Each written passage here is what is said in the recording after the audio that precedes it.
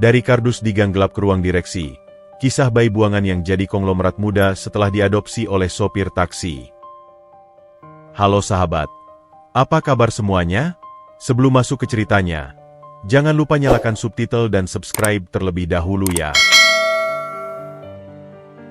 Jakarta pada tahun 1995 di bulan Juli, seolah belum sepenuhnya terjaga dari tidurnya yang lelap. Pukul 4:30 pagi, kabut tipis yang lebih mirip asap polusi yang telah mengendap semalaman masih menyelimuti atap-atap seng dan menyelusup ke dalam ganggang sempit seperti ular lembab. Suara azan subuh baru saja berkumandang dari sebuah musala tua, menembus kesunyian yang pekat. Di salah satu sudut ibu kota, tepatnya di Gang Buntu, daerah Cideng, suasana begitu lengang kecuali untuk beberapa pedagang keliling yang sudah memulai rutinitas mereka dengan gerobak berderit. Udara pagi itu terasa menusuk tulang, dingin dan basah, membekukan napas siapa saja yang berani menghirupnya dalam-dalam. Mamat, seorang supir taksi yang wajahnya telah diukir oleh waktu dan terik matahari Jakarta, berjalan dengan langkah gontai menuju tempat ia biasa memarkir kendaraannya yang sudah reot. Baru saja ia menyelesaikan shift malam yang melelahkan, tubuhnya terasa berat bagai dibebani karung beras. Matanya yang berkantung merah menatap kosong ke depan, sementara pikirannya melayang kepada ongkos yang harus ia kumpulkan untuk membayar kredit taksi yang belum lunas juga. Ah, hari ini semoga rezeki lebih baik, gumamnya lirih pada seekor kucing liar yang sedang membersihkan bulu di atas sebuah kaleng bekas. Kucing itu hanya menatapnya sebentar sebelum melanjutkan aktivitasnya. Acuh tak acuh. Tiba-tiba, angin pagi berhembus lebih kencang, membawa serta sebuah suara yang membuatnya berhenti di tempat. Bukan suara angin yang mendesing, bukan juga suara gerobak, melainkan sesuatu yang jauh lebih lembut, lebih memilukan. Suara itu seperti isakan kecil, terputus-putus, hampir tertelan oleh kebisingan Jakarta yang mulai bangun. Mamat mengerutkan kening, mencoba mencari sumber suara itu. Hatinya berdesir. Nalurinya sebagai manusia yang sudah lama hidup sendiri langsung terpanggil. Ia membatalkan niatnya untuk langsung pulang dan justru berbelok memasuki lorong yang lebih gelap, tempat sampah biasanya menumpuk. Di sana, tersandar pada tembok yang lembab dan penuh coretan, terdapat sebuah kardus bekas mie instan yang sudah compang-camping. Kardus itu terlihat tidak pada tempatnya, seolah sengaja ditaruh dengan hati-hati. Dan dari dalamnya lah, suara tangis itu berasal. Tangisan itu lemah, seperti tenaga yang hampir habis, namun penuh dengan keputusasaan yang tak terucapkan. Dengan hati yang berdebar-debar, Mamat mendekat. Tangannya yang kasar dan penuh urat besar meraih kardus itu dengan gemetar. Ia membuka lipatannya dengan sangat hati-hati, seolah takut isi di dalamnya akan pecah. Dan di sana, terbungkus dalam sehelai kain kasa putih yang sudah kusam, tergeletak seorang bayi laki-laki yang mungil. Kulitnya kemerahan, tubuhnya menggigil kedinginan. Di sebelahnya, tergulung rapi sebuah surat kecil. "Ya Allah!" teriak Mamat kaget. Suaranya parau. Matanya membelalak, tidak percaya dengan apa yang dilihatnya. Siapa yang tega? Di gang gelap begini. Dengan sigap, ia mengangkat bayi itu dan mendekapnya ke dalam dadanya yang hangat, berusaha memberikan kehangatan yang sangat dibutuhkan bayi malang itu. Bayi itu pun, seolah merasakan kehangatan dan detak jantung yang menenangkan, perlahan-lahan menghentikan tangisnya. Hanya desahan kecil yang keluar dari bibirnya yang mungil. Mamat lalu mengambil kertas itu. Tangannya masih gemetar saat membukanya. Tulisan yang ada di sana sederhana dan tergesa-gesa, ditulis dengan tinta yang agak blur, seolah ditulis dengan air mata. Namanya Lutfi. Tolong rawat dia dengan baik. Aku tidak mampu. Maafkan ibumu, Nak. Tidak ada nama, tidak ada alamat, tidak ada penjelasan. Hanya sebuah permintaan maaf dan sebuah nama. Lutfi. Mamat memandangi bayi di pelukannya, lalu memandangi kardus bekas yang hina itu. Air matanya, yang sudah lama tidak keluar, tiba-tiba meleleh tanpa bisa dibendung. Ia membayangkan betapa putus asanya sang ibu, hingga harus mengambil keputusan yang sangat menyakitkan itu. Ia membayangkan ketakutan dan kesedihan yang pasti menghantuinya. Dasar orang-orang tak bertanggung jawab, gerutnya marah, namun pelukannya pada bayi itu justru semakin erat. Kemarahan itu segera luluh digantikan oleh rasa iba yang mendalam. Ia melihat bayi itu menatapnya dengan mata yang masih berkaca-kaca, seolah meminta pertolongan, meminta kasih sayang. Lutfi, Ya? Bisik Mamat. Suaranya bergetar penuh emosi. Jari kasarnya dengan lembut mengusap pipi bayi yang lembut itu. Jangan takut. Ya, nak. Dari sekarang, kamu bukan sendiri lagi. Bayi itu seperti mengerti. Tangannya yang mungil mencoba menggenggam jari Mamat yang kasar. Sentuhan itu terasa seperti kejutan listrik yang hangat. Langsung menyambar jantung Mamat. Sebuah ikatan langsung terbentuk. Kuat dan tak terbantahkan. Bapak mungkin cuma supir taksi, Lutfi. Bapak miskin. Tapi, Bapak janji, katanya dengan suara bertekad, dipenuhi dengan sebuah keyakinan yang baru saja lahir di dalam hatinya. Bapak akan kerja keras. Bapak akan jaga kamu. Bapak akan besarkan kamu jadi orang yang baik. Orang yang kuat. Lihat saja. Ia memandang sekali lagi ke kardus itu. Simbol dari awal kehidupan yang pahit bagi Lutfi. Dengan kaki yang sedikit gemetar namun penuh tujuan baru, Mamat berbalik, meninggalkan gang gelap itu. Ia tidak lagi membawa kardus bekas, melainkan sebuah hadiah, sebuah tanggung jawab, sebuah alasan baru untuk hidup. Ia membawa pulang seorang anak, seorang putra, seorang penerus. Dan di pelukannya, Lutfi kecil sudah terdiam, terlelap dalam dekapan hangat yang memberinya rasa aman untuk pertama kalinya sejak ia dilahirkan ke dunia yang kejam ini. Jakarta pun mulai benar-benar terbangun, tanpa menyadari bahwa sebuah kisah luar biasa baru saja dimulai dari gangnya yang paling gelap. Hidup Lutfi kecil tidaklah seperti anak-anak pada umumnya. Sementara teman-teman sebayanya mengenal dunia dari halaman rumah atau taman bermain, dunia Lutfi adalah kabin bekas dan berdebu sebuah taksi tua Toyota Kijang warna hijau yang nyaris setiap sudutnya sudah mengelupas. Mobil itu, yang oleh Pak Mamat diberi nama Si Hijau Perkasa, menjadi istana, sekolah, dan tempat berlindungnya. Setiap pagi, sebelum matahari benar-benar terbit, ia sudah terbangun oleh suara mesin yang dinyalakan dan aroma khas bensin serta rokok kretek yang menempel pada seragam ayahnya. Tanpa banyak protes, ia akan duduk di samping Pak Mamat. Sebuah buku tulis tua tergeletak di pangkuannya, siap untuk menjalani hari-hari panjang menjelajahi ibu kota. "Nak, hari ini kita belajar berhitung," ujar Pak Mamat suatu pagi, sementara tangannya yang terampil memutar setir menyusuri jalanan yang mulai ramai. "Lihat itu warung di pinggir jalan. Coba hitung, ada berapa orang yang antri beli nasi uduk?" Lutfi yang masih berusia 6 tahun, dengan wajah serius, menekan hidungnya ke kaca jendela yang dingin.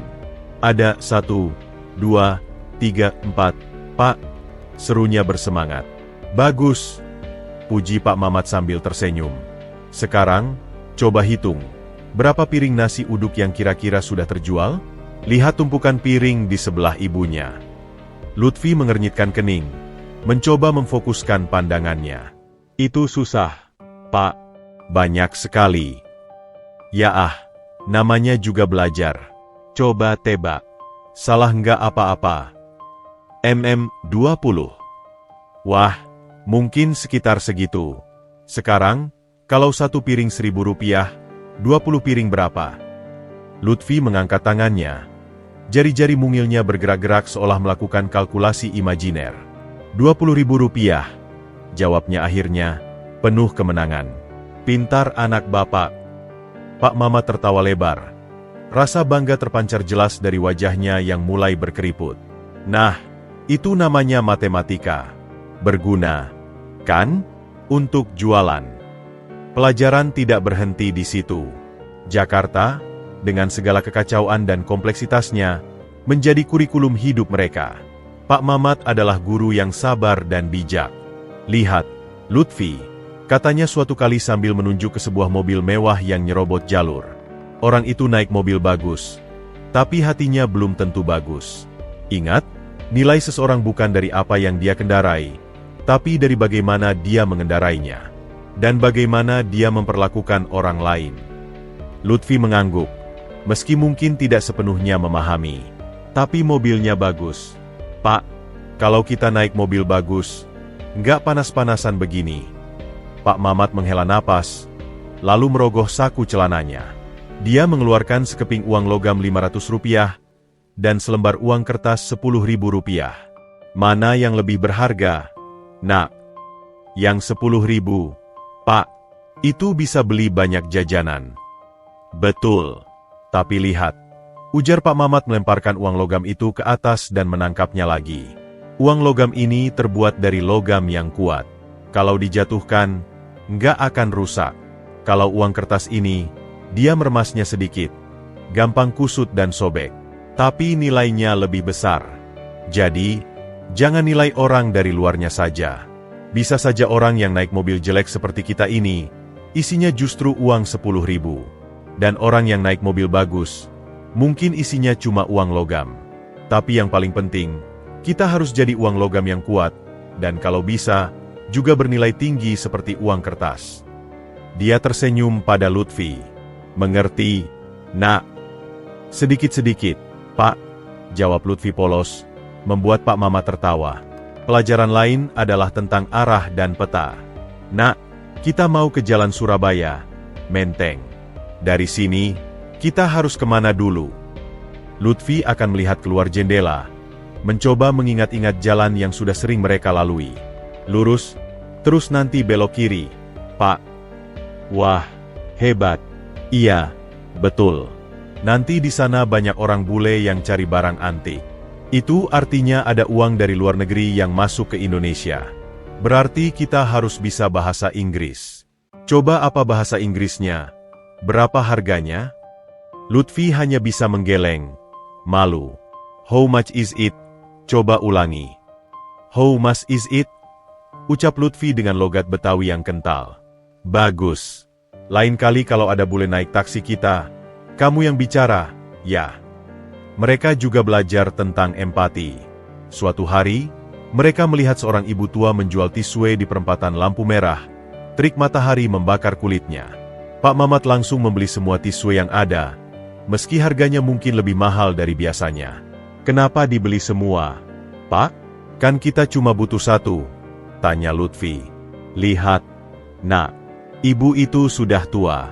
Kalau kita beli semua, dia bisa cepat pulang, istirahat. Kadang-kadang, berbuat baik itu bukan karena kita butuh, tapi karena dia butuh. Sedikit uang untuk kita, bisa berarti besar untuk orang lain. Lutfi memandang ibu itu menerima uang dengan wajah bersyukur, dan sebuah pelajaran tentang kemanusiaan terpatri dalam di hatinya. Hari-hari pun bergulir. Si hijau perkasa menjadi saksi bisu dari setiap pelajaran hidup yang disampaikan Pak Mamat. Dari cara bernegosiasi dengan penumpang yang mau menawar, hingga kesabaran menunggu dalam kemacetan yang tidak berujung. Lutfi belajar bahwa kerja keras itu seperti mesin taksi tua, harus dirawat, dipanaskan setiap hari, dan tidak boleh mengeluh meski tubuh sudah letih. Ia belajar bahwa kejujuran adalah kompas yang akan selalu membawanya ke tujuan yang benar. Seperti Pak Mamat yang never sekalipun mengambil jalan memutar untuk menipu penumpang. Penumpang itu titipan rezeki, Lutfi, kata Pak Mamat suatu malam, sementara Lutfi mulai mengantuk di sampingnya. Kalau kita jujur, rezeki juga akan jujur pada kita. Percaya sama Bapak. Dan Lutfi percaya. Ia percaya pada setiap kata-kata ayahnya. Di dalam taksi yang tua dan bergetar itu, di antara bau bensin dan aspal panas, terbentuklah fondasi karakter seorang Lutfi. Seorang yang ulet, jujur, punya empati, dan memiliki pemahaman yang mendalam tentang denyut nadi kota Jakarta. Pelajaran yang tidak akan pernah ia dapatkan di bangku sekolah manapun. Dunia mungkin melihatnya hanya sebagai seorang anak supir taksi yang miskin. Tetapi di atas 4 roda itu, Lutfi sedang mempersiapkan diri untuk suatu hari nanti mengemudikan takdirnya sendiri ke arah yang tak terbayangkan oleh siapapun. Tahun-tahun berlalu, dan Lutfi kecil mulai memasuki dunia pendidikan formal. Biaya hidup yang sudah pas-pasan bertambah dengan tanggungan baru. Seragam, buku, sepatu, dan iuran-iuran sekolah yang tiada habisnya. Setiap akhir bulan, Pak Mamat duduk di meja makan kecil mereka yang permukaannya sudah tergores, mengeluarkan semua penghasilannya dari dalam kaleng biskuit bekas. Wajahnya kerap berkerut melihat selembaran kertas yang berisi daftar kebutuhan Lutfi untuk sekolah. Seragam baru lagi? Bukannya tahun kemarin baru beli? Gumamnya suatu sore, matanya lelah menatap tagihan yang menumpuk. Lutfi yang sedang asyik mengerjakan PR di lantai mendongak. Iya, Pak, kata Bu Guru, seragamnya beda untuk kelas 4. Dan ada acara study tour ke TMI, perlu uang 100.000. Suaranya kecil, hampir seperti berbisik. Ia sudah cukup besar untuk memahami betapa sulitnya ayahnya mencari uang. Pak Mamat menghela napas panjang, mengusap dahinya yang berkeringat. 100.000. Itu hampir setara dengan penghasilannya selama 3 hari baik-baik saja. Study tour. Ya? Mau lihat apa di TMI? Lihat anjungan daerah, Pak, dan naik kereta gantung. Seru Lutfi, matanya berbinar-binar sebelum kemudian redup. Tapi, kalau nggak ada uang, nggak apa-apa, kok. Aku juga nggak terlalu mau. Melihat ekspresi putranya yang berusaha keras tampak kuat, hati Pak Mamat teriris. Ia menarik Lutfi mendekat dan memeluknya. Ah, masa iya anak bapak nggak mau naik kereta gantung? Pasti mau, dong. Jangan khawatir. Bapak yang urus. Yang penting kamu sekolah yang rajin. Jadi orang pinter. Nanti kalau sudah besar, kamu yang ajak bapak naik kereta gantung, ya. Keesokan harinya, Pak Mamat memutuskan untuk mengambil shift double. Dari pagi buta hingga larut malam, si hijau perkasa melaju tanpa henti di jalanan Jakarta. Tubuhnya yang sudah tidak muda lagi terasa remuk redam. Lutfi yang menunggu di rumah dengan nasi dan lauk seadanya, sering tertidur di kursi menunggu ayahnya pulang. Suatu malam, Lutfi terbangun oleh suara langkah berat dan batuk-batuk di depan pintu. Pak Mamat terpaksa harus ditolong oleh tetangga untuk masuk ke dalam rumah. Mukanya pucat, napasnya tersengal-sengal. "Pak, kenapa?" tanya Lutfi panik, matanya berkaca-kaca. "Pusing sedikit, Nak. Istirahat sebentar nanti juga baikan," jawab Pak Mamat lemah, mencoba tersenyum agar Lutfi tidak khawatir. Tetangga yang membantu menggeleng-geleng. "Udah, Mamat, jangan dipaksa. Umur juga nggak muda lagi. Kemarin aja saya lihat lo jongkok-jongkok nggak kuat waktu ganti ban. Tapi kebutuhan tidak bisa ditunggu." Beberapa hari kemudian, kepala sekolah memanggil Pak Mamat. "Pak Mamat, saya menghargai sekali perjuangan Anda. Lutfi anak yang sangat pintar dan rajin. Tapi, iuran semester dan uang praktikumnya sudah telat 2 bulan. Kalau tidak dibayar, kami terpaksa tidak bisa mengizinkan Lutfi mengikuti ujian." Pulang dari sekolah, wajah Pak Mamat seperti kehilangan cahaya. Malam itu, ia duduk termenung di depan peti mati tua peninggalan almarhum ibunya. Dari dalamnya, ia mengeluarkan sebuah bungkusan kain sederhana. Di dalamnya tersimpan sebuah cincin emas tipis dengan ukiran sederhana. Satu-satunya harta berharga yang ia miliki, peninggalan terakhir sang ibu. Dia memandangi cincin itu lama sekali. Matanya berkaca-kaca. "Maaf, Bu," bisiknya lirih. "Anak saya butuh ini lebih dari saya." Keesokan paginya, dengan berat hati, ia pergi ke sebuah toko emas di Pasar Senen. Lutfi yang kebetulan libur sekolah ikut serta, tanpa tahu maksud kedatangan mereka. "Berapa ini, Bang?" tanya Pak Mamat pada pedagangnya, suaranya serak. Pedagang itu memeriksa cincin itu dengan cermat, lalu melihat Pak Mamat dari atas ke bawah. "Ini emas tua, tapi tipis. Saya kasih 300.000. 300.000? Ulang Pak Mamat, kecewa. "Tapi dulu ibuku bilang ini." "Ya sudah, kalau nggak mau, silakan cari tempat lain," kata pedagang itu dengan acuh, mengembalikan cincinnya. Melihat ayahnya yang hampir putus asa, Lutfi menarik-narik lengan baju Pak Mamat. "Pak, kita pulang saja. Aku nggak usah ikut ujian juga nggak apa-apa. Aku bisa belajar sendiri." Pak Mamat menggigit bibirnya. Ia memandangi Lutfi, lalu kembali pada pedagang itu. 400.000, Bang. Tolong, buat biaya sekolah anak." Akhirnya, setelah tawar-menawar yang alot, cincin itu laku dengan harga 350.000. Uang yang langsung habis untuk membayar tunggakan sekolah Lutfi dan membeli beberapa buku baru. Di jalan pulang, Lutfi diam-diam memegang tangan ayahnya. "Maaf, Pak, karena harus jual cincin nenek." Pak Mamat berhenti berjalan, lalu berjongkok menghadap Lutfi. "Dengarkan, Nak, nenekmu dulu juga kerja keras supaya Bapak bisa sekolah. Dia pasti senang kalau tahu cincinnya dipakai untuk menyekolahkan cucunya. Benda itu cuma benda, Lutfi. Tapi pendidikanmu," ia mengetuk pelan kepala Lutfi, "itu yang nggak bisa dicuri siapa-siapa. Itu harta kita yang sebenarnya." Lutfi mengangguk. Air matanya akhirnya tumpah. "Aku janji, Pak. Aku akan belajar yang rajin. Aku nggak akan enyia-nyiakan cincin nenek. Ujian pun berlangsung. Dan ketika Lutfi pulang dengan membawa hasil ujian yang nyaris sempurna, ranking pertama di kelas, Pak Mamat memeluknya erat-erat. Kebanggaan itu terpancar jelas, menghapus semua lelah dan pengorbanan. Lihat, nak, ini nilainya lebih dari emas manapun, ujar Pak Mamat, tangannya yang kasar membelai kepala Lutfi. Ini yang namanya investasi. Bapak investasi di pendidikanmu, dan kamu sudah membayarnya dengan hasil yang gemilang. Malam itu, mereka makan malam dengan lauk telur dadar istimewa. Dan di atas meja yang sudah tua itu, meski cincin emas sudah tidak ada, sebuah ikatan yang jauh lebih berharga telah terbentuk. Pengorbanan yang tulus dari seorang ayah, dan janji yang tidak terucap dari seorang anak untuk membalasnya dengan kesuksesan.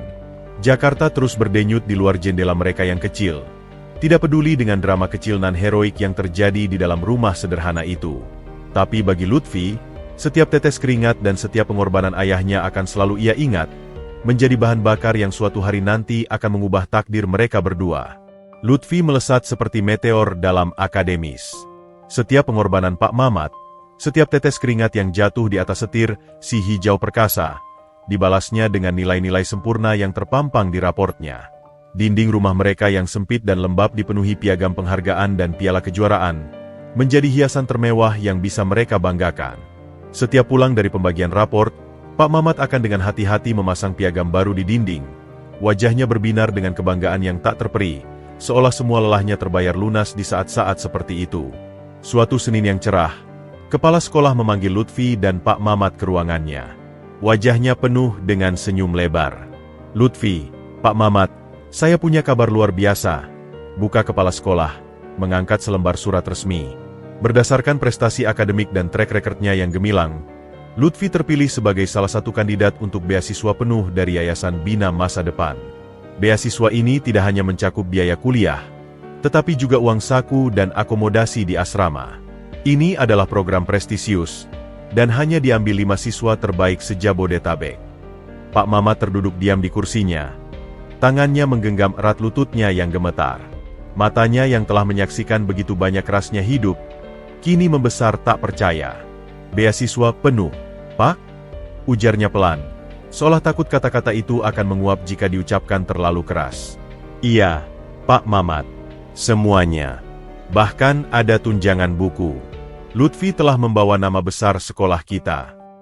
Kepala sekolah kemudian memandang Lutfi. Tes wawancara dan psikotesnya minggu depan. Kamu harus siap, nak.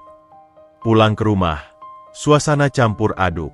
Kebahagiaan yang besar dibayangi oleh awan perpisahan.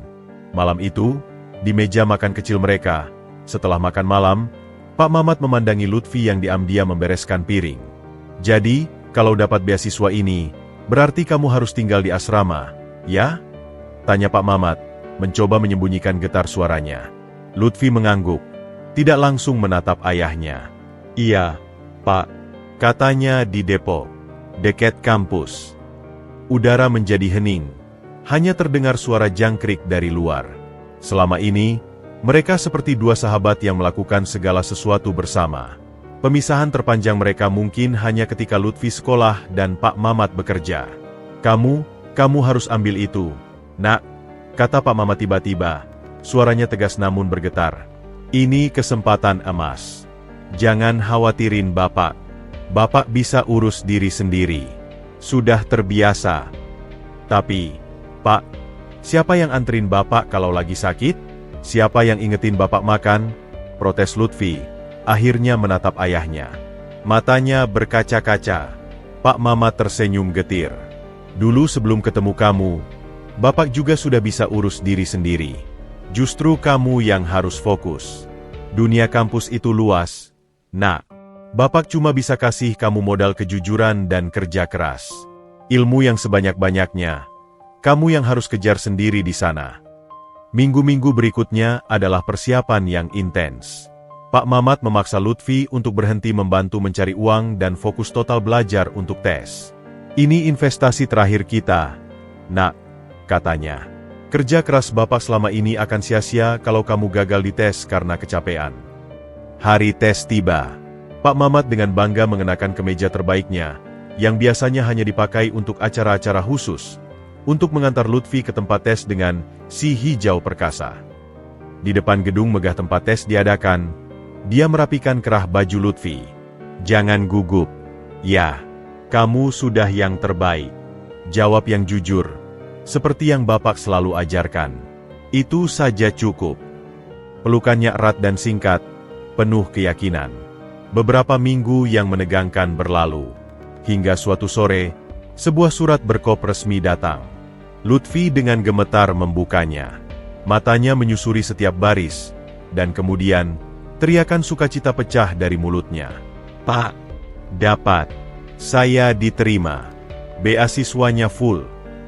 Lutfi melompat-lompat, memeluk Pak Mamat yang langsung terisak bahagia. Air matanya mengalir deras tanpa bisa dibendung. "Alhamdulillah, Alhamdulillah," ucap Pak Mamat berulang kali, memeluk erat putranya. Akhirnya kamu bisa terbang, Nak." Hari-hari terakhir sebelum keberangkatan diisi dengan kesibukan packing dan nasihat yang tak henti-hentinya. Malam sebelum kepergian Lutfi, mereka duduk di teras rumah, memandangi langit Jakarta yang jarang memamerkan bintang. "Bapak cuma pesen satu, Lutfi," kata Pak Mamat, suaranya rendah dan serius.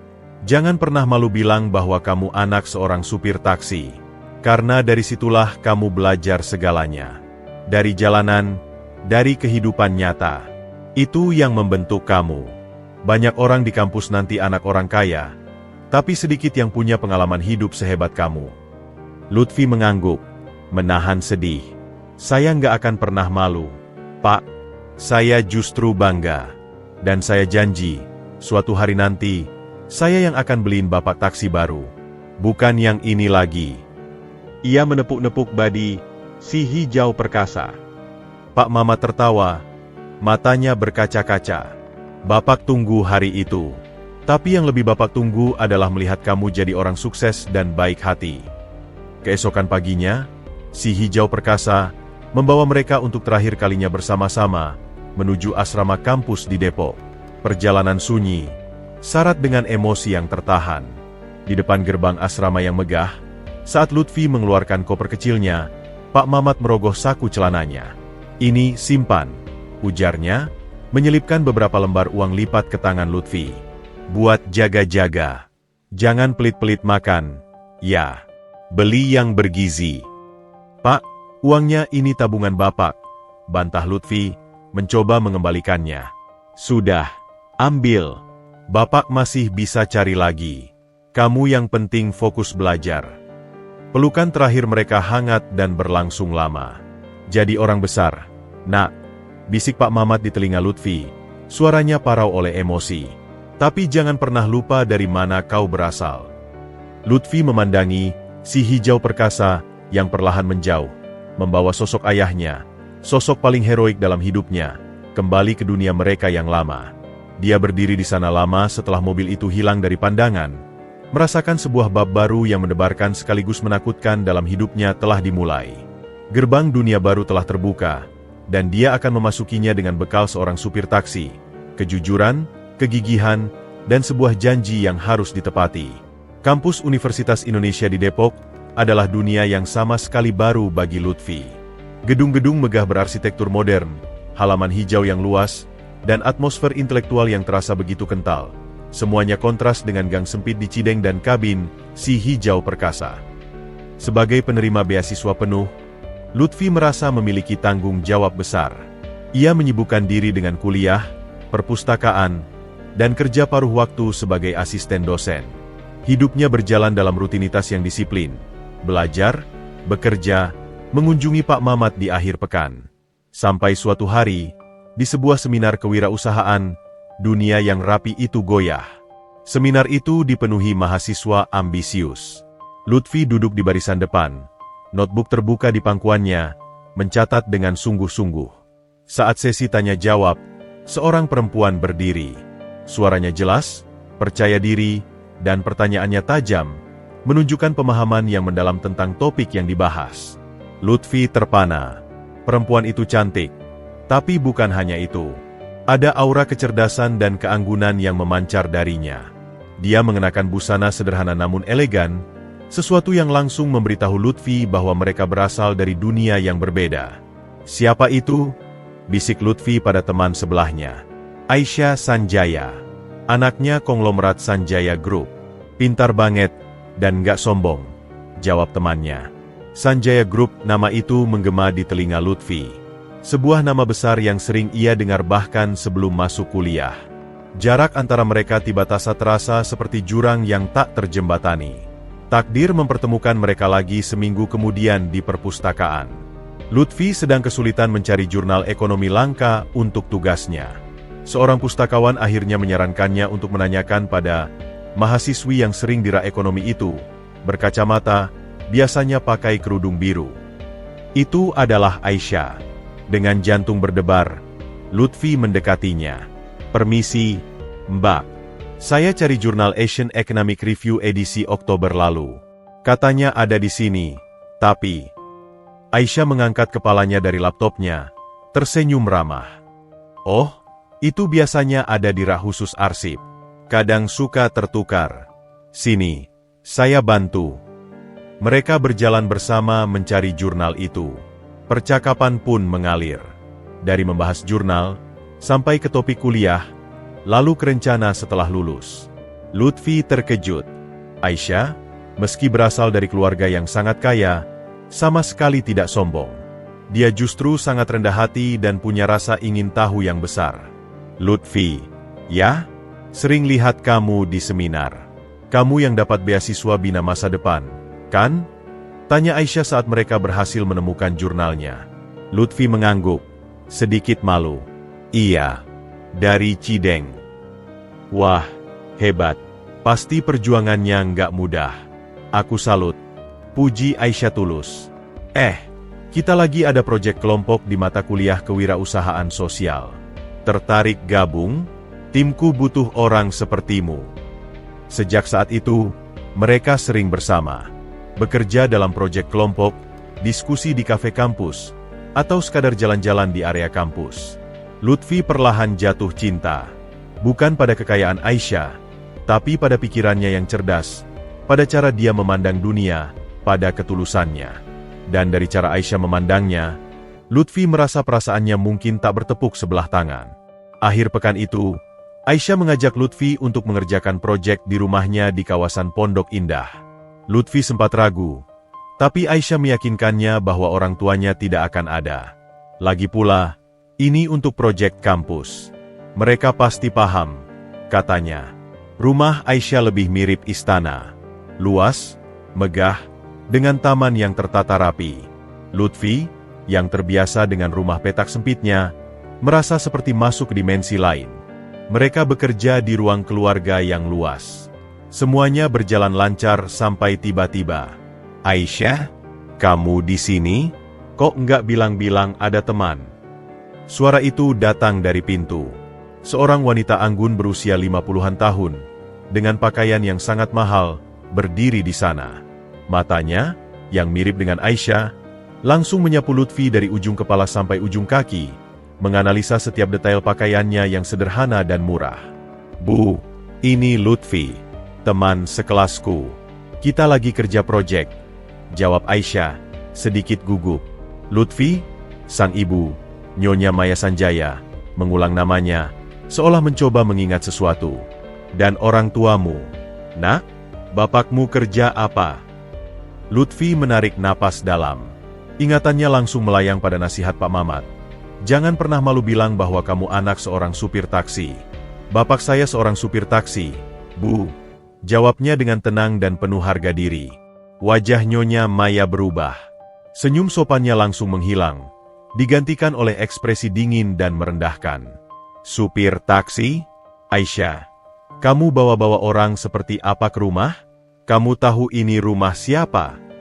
"Bu, Lutfi itu teman sekampus. Dia penerima beasiswa, ranking terbaik." Bela Aisyah, suaranya gemetar. "Diam, Aisyah. Ranking terbaik atau bukan, dia bukan orang kalangan kita," hardik Nyonya Maya. Dia lalu menoleh pada Lutfi, matanya menyala-nyala. "Nak, saya hargai usahamu sekolah sampai ke sini. Tapi tolong, mengertilah posisimu. Jangan dekat-dekat dengan anak saya. Dunia kalian berbeda. Kami tidak ingin ada gosip yang tidak-tidak. Lutfi berdiri membeku. Rasanya seperti ditampar. Kata-kata itu lebih menyakitkan daripada tamparan fisik. Ia memandang Aisyah yang menunduk. Air matanya menetes. Lalu ia melihat kembali pada Nyonya Maya. "Saya mengerti, Bu," katanya. Suaranya datar namun berwibawa. "Saya tidak bermaksud apa-apa selain berteman dan bekerja sama dengan Aisyah. Tapi izinkan saya mengatakan sesuatu. Nilai seseorang tidak diukur dari pekerjaan orang tuanya, tapi dari karakternya sendiri. Terima kasih atas waktunya. Selamat siang." Dengan kepala tegak, Lutfi mengemasi barang-barangnya dan berjalan keluar dari rumah megah itu. Ia bisa mendengar Aisyah memanggil namanya dan suara Nyonya Maya yang masih menghardik. Tapi ia terus berjalan. Ia berjalan tanpa tujuan. Rasa malu, marah, dan sakit hati bergolak dalam dadanya. Pukulan kedua datang keesokan harinya. Aisyah mencarinya di kampus. Wajahnya bengkak karena menangis. "Lutfi, aku nggak boleh ketemu kamu lagi," isaknya. "Mereka ancam bakal berhentiin funding proyek sosial aku dan bakal usut masa lalumu. Mereka bilang kamu cuma mau manfaatin aku buat duit keluarga aku." Lutfi terdiam. Rasa sakitnya begitu dalam hingga ia hampir tidak bisa bicara. "Dan kamu percaya itu, Aisyah?" tanyanya lirih. Aisyah menggeleng. Air matanya menderas. "Tapi aku nggak bisa melawan mereka, Lutfi. Aku nggak kuat." Lutfi mengangguk pelan.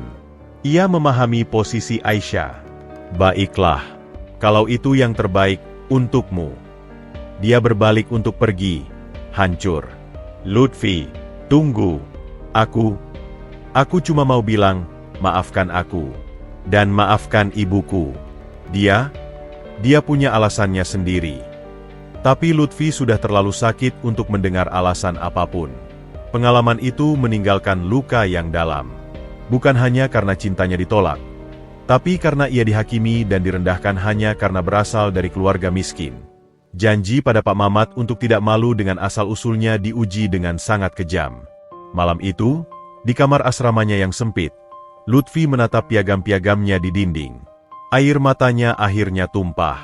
Tapi dari dalam kepedihan itu, sebuah tekad baru lahir. Tekad untuk membuktikan pada dunia, dan terutama pada keluarga Sanjaya, bahwa anak seorang supir taksi pun bisa mencapai puncak, bukan dengan menyandar pada orang lain, tapi dengan kekuatan dan integritasnya sendiri. Luka cinta pertama itu tidak mematahkannya, justru mengeras menjadi baja yang akan membentuknya menjadi pria tangguh yang siap menghadapi dunia. Patah hati adalah luka yang aneh. Ia tidak berdarah, tetapi rasanya lebih perih dari luka fisik manapun. Bagi Lutfi, penolakan dari keluarga Sanjaya bukan sekadar kekecewaan romantis.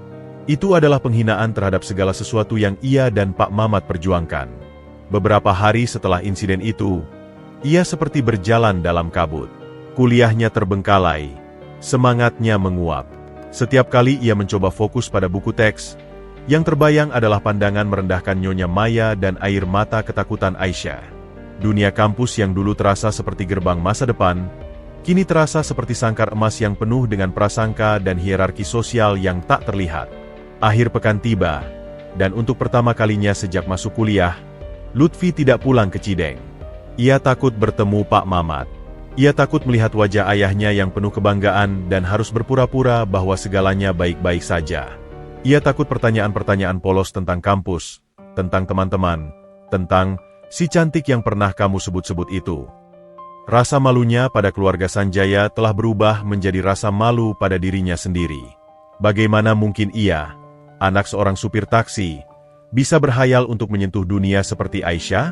Hari Senin, ia memutuskan untuk membolos kuliah. Tanpa tujuan yang jelas, ia naik angkot menuju terminal bus, dan kemudian tanpa sadar, ia membeli tiket ke Jakarta. Ia tidak pulang ke rumah, melainkan pergi ke pangkalan taksi tempat Pak Mamat biasa mangkal. Dari kejauhan, ia melihat si hijau perkasa sedang parkir, dan hatinya berdesir. Ia bersembunyi di balik kios tukang es keliling, hanya ingin memastikan bahwa ayahnya baik-baik saja. Dari sana, Ia menyaksikan sebuah drama kecil yang akrab sekaligus mengharukan. Seorang ibu dengan 3 anak kecil sedang bersitegang dengan Pak Mamat. 100.000. Bang, itu terlalu mahal. Kami cuma mau ke pasar minggu, protes si ibu. Maaf, Bu. Dari sini ke pasar minggu memang segitu. Macet. Bensin juga mahal, jawab Pak Mamat dengan sabar, meski wajahnya terlihat lelah. Tapi saya cuma ada 80.000. Ya sudahlah, saya cari taksi lain saja. Pak Mamat melihat kepada 3 anak kecil yang sudah kepanasan dan kelelahan. Ia menghela napas. Baik, Bu. 80.000 saja. Ayo naik. Lutfi memerhatikan bagaimana Pak Mamat membantu ibu itu memasukkan koper-koper kecil ke dalam bagasi. Bagaimana ia tersenyum pada anak-anak itu. Ia teringat betapa sering ayahnya melakukan hal seperti itu, mengorbankan pendapatannya sendiri untuk membantu orang lain. Sebuah pelajaran tentang kemanusiaan yang tidak akan pernah ia dapatkan di ruang kuliah yang ber-AC. Taksi itu akhirnya meluncur, dan Lutfi, dengan impulsif, menaiki taksi lain. Tolong ikuti taksi hijau itu, pintanya pada supirnya. Perjalanan itu membawanya melintasi Jakarta yang sibuk. Ia melihat dari dekat lagi denyut nadi kota ini. Pedagang kaki lima yang berteriak menawarkan dagangan, motor yang menerobos celah-celah mobil, truk-truk pengangkut barang yang mogok di pinggir jalan karena macet, dan kurir-kurir yang terburu-buru mengantarkan paket dengan sepeda motor butut mereka. Tiba-tiba, sebuah ide menyambar pikirannya. Seperti kilat yang menerangi kegelapan. Ia menyaksikan seorang kurir dari perusahaan logistik terkenal terlihat frustrasi karena alamat yang dicari tidak jelas. Paketnya tertunda, dan si kurir harus menelepon kantor lagi dan lagi, menghabiskan waktu dan pulsa. Inefisiensi. Itulah kata yang terlintas di benak Lutfi. Si hijau perkasa akhirnya berhenti di pasar minggu. Lutfi membayar taksinya dan berjalan mendekati ayahnya yang sedang membantu mengeluarkan koper. Pak, sapanya. Suaranya serak. Pak Mamat terkejut, berbalik. Wajahnya langsung bersinar. Lutfi, nak. Kenapa kamu di sini? Kok nggak bilang-bilang mau pulang? Lutfi tidak bisa menahannya lagi. Air matanya tumpah. Di tengah keramaian pasar minggu, di depan si hijau perkasa, ia memeluk erat ayahnya dan menangis seperti anak kecil. Semua rasa sakit, kemarahan, dan keraguannya keluar dalam isakan yang membebaskan. Sudah, nak. Ada apa ini? Dibully di kampus? Tanya Pak Mamat khawatir, menepuk-nepuk punggung Lutfi. Lutfi menggeleng, menarik napas dalam-dalam. Bukan, Pak. Saya cuma rindu sama Bapak. Dan saya punya ide. Ide gila. Mereka pun duduk di warung es tebak dekat pasar. Lutfi menceritakan semuanya. Tentang Aisyah, tentang penghinaan keluarganya, tentang rasa malunya. Pak Mamat mendengarkan dengan diam. Wajahnya berubah dari khawatir, ke marah, lalu akhirnya penuh dengan empati yang dalam. Jadi, karena perkataan seorang wanita yang sombong, kamu mau nyerah dari kuliah? Tanya Pak Mamat akhirnya. Lutfi menggeleng dengan kuat. Tidak, Pak. Justru sebaliknya. Saya mau buktikan bahwa dia salah. Tapi bukan dengan cara jadi orang kaya seperti mereka. Tapi dengan cara kita. Matanya berbinar.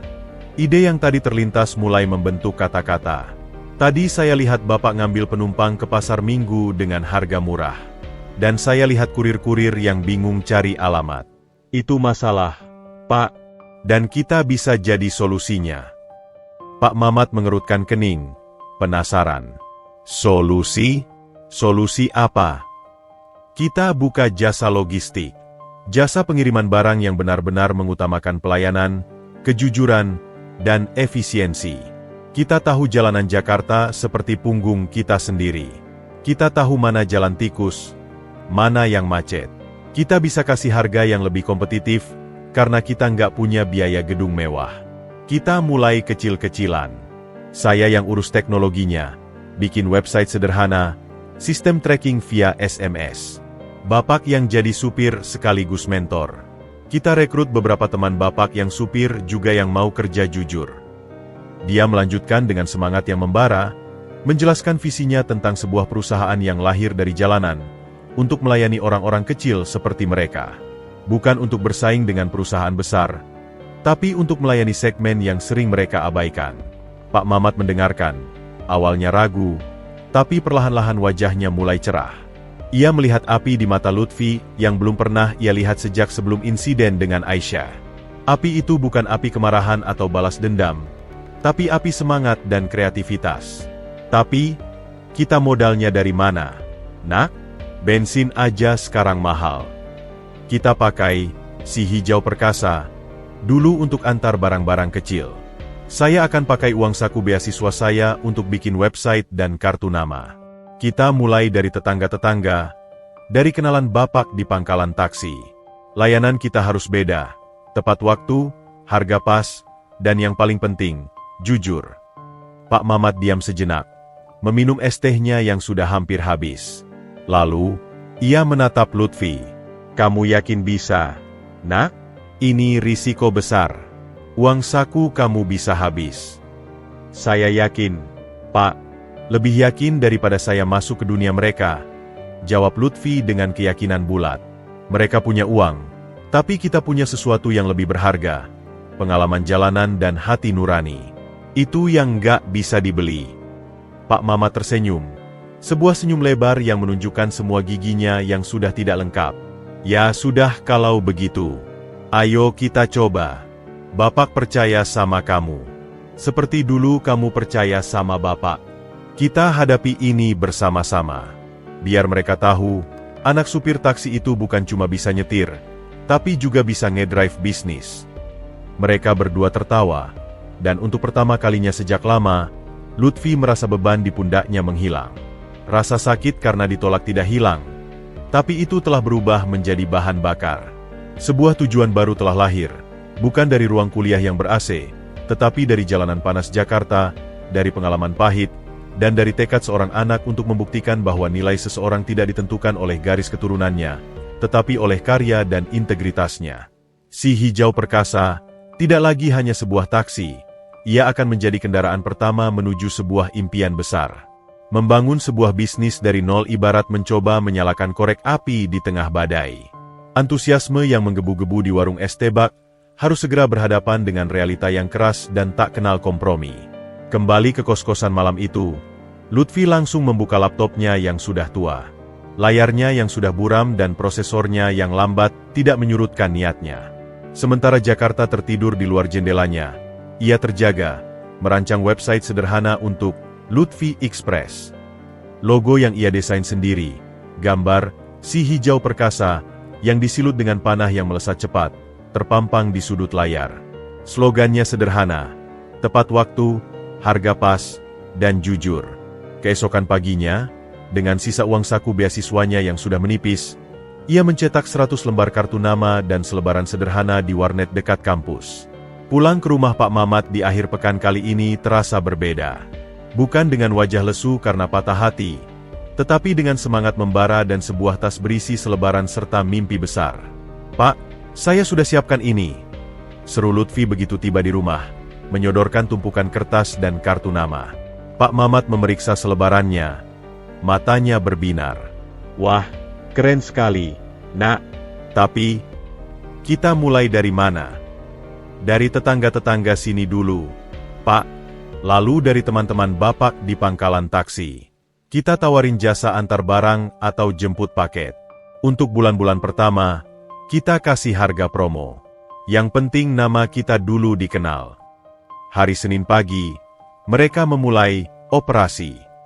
Pak Mamat, dengan bangga memakai kaos bertuliskan Lutfi Express yang dibuatkan Lutfi, berdiri di pangkalan taksi sambil membagikan selebaran kepada rekan-rekan supir. Jasa baru nih, teman-teman. Antar barang, dokumen, apa saja. Harganya murah, dan pasti sampai. Silakan dicoba, serunya. Tanggapannya beragam.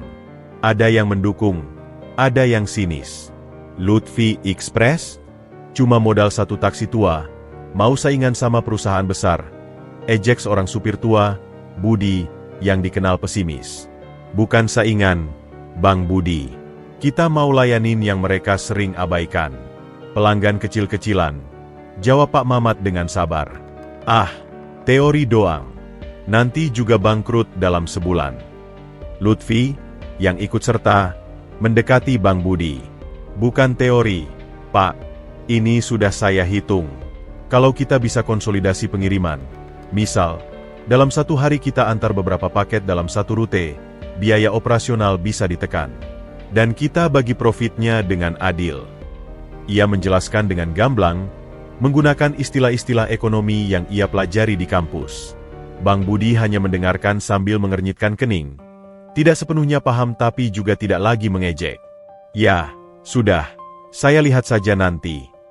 Pelan tapi pasti, telepon mulai berdering.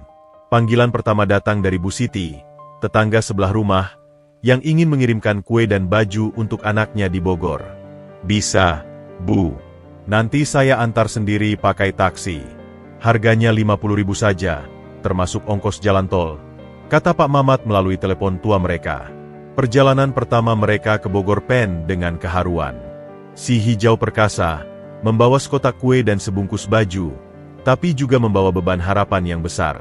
Ketika mereka sampai dan Bu Siti menerima telepon dari anaknya bahwa paket sampai dengan selamat, senyumnya begitu lebar. Terima kasih, Pak Mamat. Lain kali saya kirim lagi, ya. Panggilan kedua datang dari seorang mahasiswa yang ingin mengirimkan dokumen penting ke kantor di Sudirman sebelum jam 10 pagi. Ini adalah ujian pertama untuk janji, tepat waktu. Jakarta pagi itu macet parah. Lutfi, yang menemani ayahnya, punya ide. Pak, kita ambil jalur lewat Pasar Majestic saja. Lebih cepat, meski agak memutar. Pak Mamat, yang mempercayai insting jalanan Lutfi, mengikuti saran itu. Mereka tiba di Sudirman tepat pukul 9.55. Mahasiswa itu begitu lega dan membayar dengan bonus Rp20.000. Luar biasa. Perusahaan kurir lain biasanya selalu alasan macet. Kalian jujur dan tepat waktu, puji si mahasiswa. Kisah sukses kecil-kecilan mulai tersebar. Tapi tantangan terbesar datang sebulan kemudian. Sebuah toko elektronik kecil di Glodok memesan jasa pengiriman sebuah kotak berisi 5 unit ponsel baru ke sebuah apartemen di Pluit. Barangnya cukup berharga. Pak Mamat dan Lutfi mengantarnya dengan hati-hati. Sesampainya di apartemen, penerima paket, seorang wanita muda, langsung membuka kotaknya dan berteriak. Ini bukan ponsel yang saya pesan. Ini ponsel bekas. Kalian mencuri ponsel saya dan menggantinya dengan yang bekas. Mereka berdua syok. Pak Mamat langsung bersumpah. Tidak, Bu. Kami tidak membuka kotaknya sama sekali. Langsung dari toko, langsung ke sini. Bohong. Saya akan laporkan kalian ke polisi. Ini penipuan. Teriak si wanita histeris. Lutfi, dengan tenang yang ia pelajari dari ayahnya, maju selangkah. Bu, sebelum kita ke polisi, boleh kita telepon toko elektroniknya dulu? Untuk konfirmasi. Dan kita juga punya bukti terima barang dari toko yang menyatakan bahwa barang yang kami terima adalah barang baru. Si wanita masih marah, tetapi setuju. Ternyata, setelah ditelepon, sang pemilik toko merasa bersalah.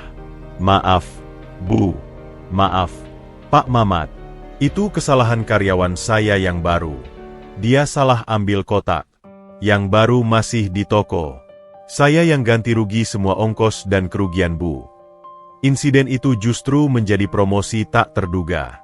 Sang pemilik toko, kagum dengan ketenangan dan kejujuran Lutfi dan Pak Mamat, yang tidak langsung menyalahkan toko, justru menjadi pelanggan setia dan merekomendasikan Lutfi Express kepada rekan-rekannya. Kalian ini lain, kata si pemilik toko suatu hari. Biasanya kurir pasti langsung menyalahkan orang lain. Kalian malah cari solusi.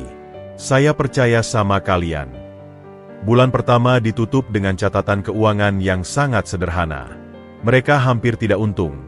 Bahkan sedikit rugi jika dihitung dengan tenaga yang dikeluarkan. Tapi sesuatu yang lebih berharga dari uang mereka dapatkan, kepercayaan. Malam itu, di teras rumah mereka yang sempit, Pak Mamat menghitung uang receh hasil jerih payah sebulan.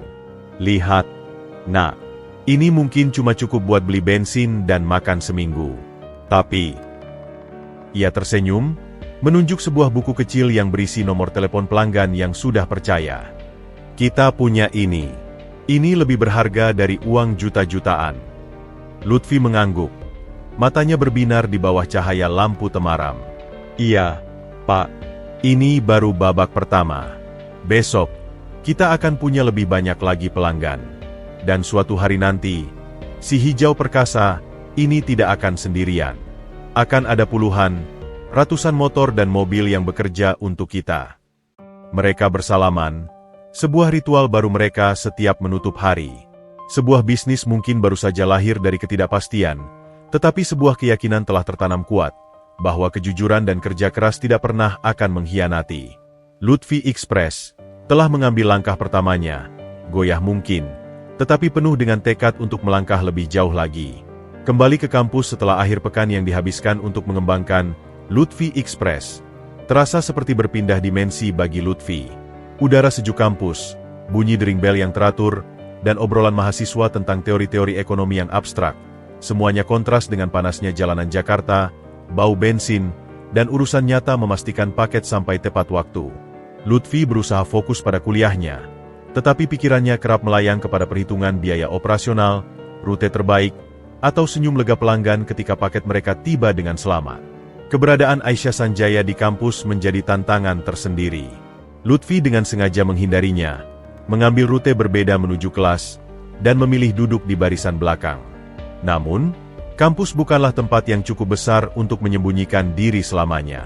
Pertemuan tak terhindarkan terjadi di perpustakaan, tempat di mana segalanya bermula.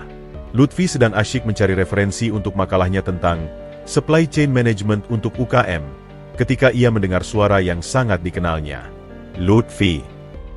Dia membeku. Buku masih tertahan di tangannya. Perlahan, ia berbalik. Aisyah berdiri di sana. Wajahnya campur aduk antara rasa bersalah, harap, dan kehati-hatian. Dia terlihat lebih kurus, dan matanya memiliki bayangan gelap yang tidak ada sebelumnya. Aisyah, ucapnya, mencoba menjaga suaranya tetap datar. Ada perlu apa? Bisa kita bicara sebentar? Di luar? Privat? Pinta Aisyah. Suaranya hampir seperti bisikan. Lutfi menghela napas. Ia ingin menolak. Ingin melanjutkan hidupnya tanpa drama keluarga Sanjaya. Tapi sesuatu dalam mata Aisyah yang sedih membuatnya tidak tega. Baik. 5 menit saja. Mereka duduk di bangku taman di luar perpustakaan, di bawah naungan pohon rindang. Sunyi yang canggung menggantung di antara mereka. Aku cuma mau minta maaf. Mulai Aisyah, menatap tangannya yang terjalin. Untuk ibuku. Untuk semuanya. Perkataannya waktu itu tidak pantas. Lutfi mengangguk pelan. Aku terima maafmu, Aisyah. Tapi itu tidak mengubah apapun. Ibumu hanya mengucapkan apa yang memang sudah dipikirkan oleh banyak orang seperti dia. Dan mungkin dia benar. Dunia kita memang berbeda. Tapi itu bukan alasan untuk memperlakukanmu seperti sampah. Bantah Aisyah, suaranya sedikit bergetar. Aku malu, Lutfi. Malu sekali. Dan aku sudah berusaha melawan. Tapi, dia menghela napas frustasi. Kamu tidak tahu bagaimana keluarganya. Tekanannya. Ancaman untuk memotong funding proyek sosialku. Bahkan ancaman untuk menyelidimi masa lalumu. Mereka sangat kejam ketika merasa status mereka terancam. Lutfi memandangnya. Ia melihat bahwa Aisyah juga adalah korban dalam sistem itu. Seorang tahanan di istana emasnya sendiri. Kemarahannya sedikit mereda. Aku tidak membencimu, Aisyah. Tapi yang terjadi sudah terjadi. Aku punya urusanku sendiri sekarang. Aku dan Bapak sedang membangun sesuatu. Ia tidak berniat menyebutkan Lutfi Express. Itu adalah dunianya yang baru, yang ia ingin jaga dari pengaruh keluarga Sanjaya.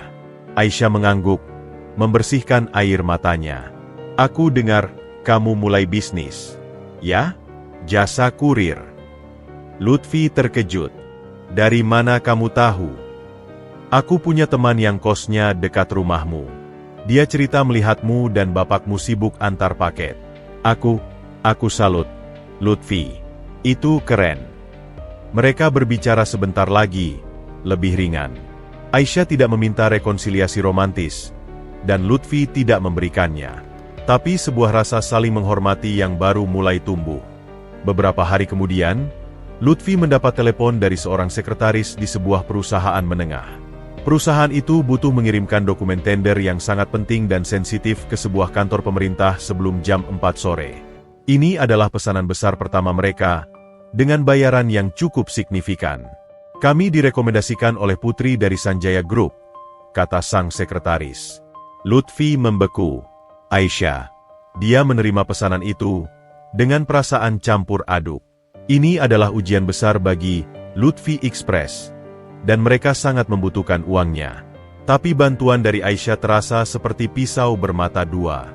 Dia dan Pak Mamat mempersiapkan dengan sangat matang. Si hijau perkasa dimandikan, diperiksa mesinnya, dan dokumen disimpan dalam map khusus. Mereka berangkat jauh lebih awal, memperhitungkan macet yang paling parah sekalipun. Perjalanan berjalan lancar. Mereka tiba di kantor pemerintah tepat waktu. Dokumen diserahkan, dan tanda terima diperoleh. Itu adalah kemenangan besar. Mereka bersorak kecil di dalam taksi. Keesokan harinya, telepon berdering lagi. Kali ini dari manajer procurement Sanjaya Group sendiri. Kami mendengar kinerja Lutfi Express untuk pengiriman dokumen tender kemarin sangat memuaskan. Kami ingin menawarkan kerjasama untuk pengiriman rutin dokumen antar kantor cabang kami di dalam kota. Lutfi hampir tidak percaya. Ini adalah kontrak yang bisa mengubah segalanya. Tapi sekali lagi, bayang-bayang Aisyah ada di belakangnya. Apakah ini murni karena kinerja mereka? Atau karena belas kasihan? Malam itu, ia menelepon Aisyah. Terima kasih untuk rekomendasinya, katanya, berusaha terdengar profesional. Jangan berterima kasih, jawab Aisyah. Aku hanya menyebut nama perusahaanmu pada manajer procurement ketika dia mengeluh tentang layanan kurir kami yang sekarang yang sering telat. Aku tidak memintanya untuk memilih kamu. Aku hanya bilang bahwa aku pernah dengar hal positif tentang Lutfi Express. Keputusannya murni karena kinerja kalian sendiri. Lutfi terdiam. Mungkin ia telah salah menilai Aisyah. Lutfi, lanjut Aisyah, suaranya serius. Aku melakukan ini bukan karena rasa bersalah, dan pasti bukan karena belas kasihan. Aku melakukan ini karena aku percaya pada prinsip bisnis yang baik. Dan yang kulihat dari Lutfi Express adalah kejujuran dan komitmen. Hal yang langka di dunia bisnis keluargaku. Anggap ini sebagai investasiku pada sesuatu yang baik. Percakapan itu mengubah perspektif Lutfi. Aisyah bukanlah musuh, dan tidak juga harus menjadi kekasih. Dia adalah sekutu potensial di dalam dunia yang masih asing dan seringkali kejam baginya. Kerjasama dengan Sanjaya Group, meski masih dalam skala kecil, membuka pintu untuk pelanggan-pelanggan korporat lainnya. Nama, Lutfi Express, mulai diperhitungkan. Setiap kali ia mengantar dokumen ke gedung megah Sanjaya Group, Lutfi merasakan sebuah kepuasan yang ironis. Dahulu, ia diusir dari rumah mereka karena dianggap tidak selevel. Kini, mereka membayarnya untuk jasanya. Suatu sore, saat mengantar dokumen, ia berpapasan dengan Nyonya Maya di lobi. Wanita itu terlihat terkejut melihatnya, dengan seragam Lutfi Express yang sederhana namun rapi. Kau yang mengantar dokumen-dokumen itu? Tanyanya, tidak mampu menyembunyikan keheranannya. Iya, Bu. Ada yang bisa saya bantu? Jawab Lutfi dengan sopan dan profesional, tanpa sedikit pun rasa dendam atau rendah diri. Nyonya Maya hanya menggeleng, lalu berbalik dan pergi dengan langkah cepat. Wajahnya, untuk sesaat, menunjukkan emosi yang kompleks, mulai dari malu, kagum, hingga mungkin sedikit penyesalan. Lutfi meninggalkan gedung itu dengan kepala tegak. Ia tidak lagi melihat Aisyah sebagai mantan kekasih yang merepotkan, atau Nyonya Maya sebagai musuh yang menghina. Mereka adalah bagian dari ekosistem bisnis barunya. Sebuah dunia yang berbeda memang, tetapi kini, ia telah menemukan caranya sendiri untuk berada di dalamnya, bukan sebagai pengemis, tetapi sebagai rekan yang dihormati karena kualitas kerjanya. Dan untuk itu, diam-diam, ia berterima kasih pada Aisyah, yang dari balik tembok istananya, telah memberinya kesempatan untuk membuktikan diri. Kesuksesan kecil, Lutfi Express, mendapatkan kontrak dari Sanjaya Group bagai embusan angin segar yang mendorong perahu kecil mereka melaju lebih kencang. Namun, di Di laut bisnis yang luas, angin segar seringkali diikuti oleh badai yang tak terduga. Ketenaran mereka yang mulai merebak tidak luput dari radar perusahaan-perusahaan logistik yang sudah mapan, khususnya Borneo Cargo, raksasa logistik yang selama ini mendominasi pengiriman dokumen korporat di Jakarta. Awalnya, segala sesuatu tampak normal. Pesanan dari Sanjaya Group dan beberapa klien korporat kecil lainnya berjalan lancar. Si Hijau Perkasa bahkan sudah tidak sanggup menangani volume pengiriman sendiri, memaksa Lutfi dan Pak Mamat merekrut 2 orang teman supir taksi lainnya, Budi dan Anton, dengan motor mereka masing-masing. Lutfi dengan cermat mengatur rute dan jadwal pengiriman, sementara Pak Mamat melatih kedua supir baru itu tentang standar operasional Lutfi Express, kejujuran, keramahan, dan ketepatan waktu. Suatu Senin pagi, telepon berdering. Suara seorang manajer dari perusahaan klien terbaru mereka, PT Inti Sejahtera, terdengar panik di seberang garis. Pak Lutfi, dokumen tender untuk proyek senilai miliaran rupiah yang kalian antar Jumat lalu tidak sampai ke tujuan. Kami sudah telepon kantor tujuan. Mereka bilang tidak pernah terima. Ini bagaimana? Kami bisa bangkrut karena ini. Lutfi merasa darahnya membeku. Tidak mungkin, Pak. Supir kami, Pak Anton, sudah memberikan laporan dan foto bukti terima. Dia bilang diterima oleh resepsionis bernama Ibu Sari. Di sini tidak ada resepsionis namanya Sari. Kalian pasti salah antar. Atau lebih parah lagi, dokumennya hilang di jalan. Lutfi segera menelepon Anton. Teleponnya tidak aktif. Dia dan Pak Mamat langsung menuju ke kos-kosan Anton. Kos-kosannya sudah kosong. Pemilik kos mengatakan Anton sudah pergi sejak Sabtu pagi, membawa semua barangnya. Dia dibayar. Mamat, teriak Budi, supir lainnya, yang datang dengan wajah pucat. Aku baru aja ditelepon sama temen di Borneo Cargo. Mereka bilang Anton diterima kerja sama mereka dengan gaji besar, dengan syarat mau menghabisi kita dari dalam. Dokumen PT Inti sengaja disuruh dibawa kabur. Pukulan itu terasa seperti ditampar. Lutfi hampir tidak bisa berdiri tegak. Tidak hanya kehilangan satu karyawan, tetapi juga kepercayaan klien penting, dan yang paling berharga, reputasi.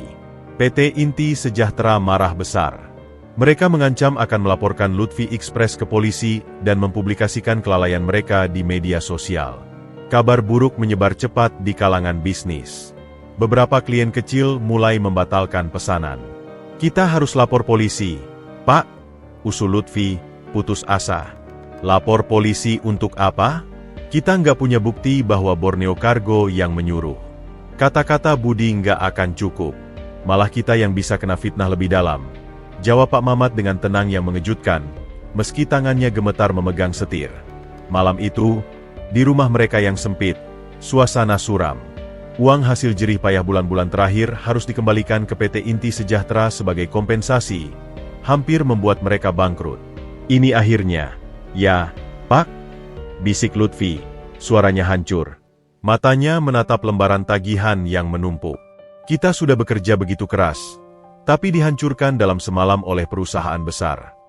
Pak Mamat duduk di sampingnya, memeluk bahu Lutfi. Dengarkan, Nak. Bisnis itu seperti nyetir di jalan Jakarta. Pasti ada lubang, pasti ada yang nyerobot, pasti macet. Tapi kita nggak boleh berhenti. Kalau berhenti, kita nggak akan sampai kemana-mana. Tapi kita sudah kehilangan kepercayaan orang, Pak. Itu yang paling susah dibangun lagi. Justru karena itu kita harus berusaha lebih keras. Kita harus tunjukkan bahwa kita lebih dari sekadar satu kesalahan. Keesokan harinya, Lutfi dan Pak Mamat melakukan sesuatu yang tidak terduga. Mereka mendatangi kantor PT Inti Sejahtera. Tanpa janji sebelumnya, mereka meminta bertemu dengan direktur utamanya. Setelah menunggu berjam-jam, mereka akhirnya diizinkan masuk. Wajah sang direktur, Pak Handoko, masih sangat masam. Kami tidak datang untuk membela diri, Pak, buka Lutfi dengan suara rendah namun tegas.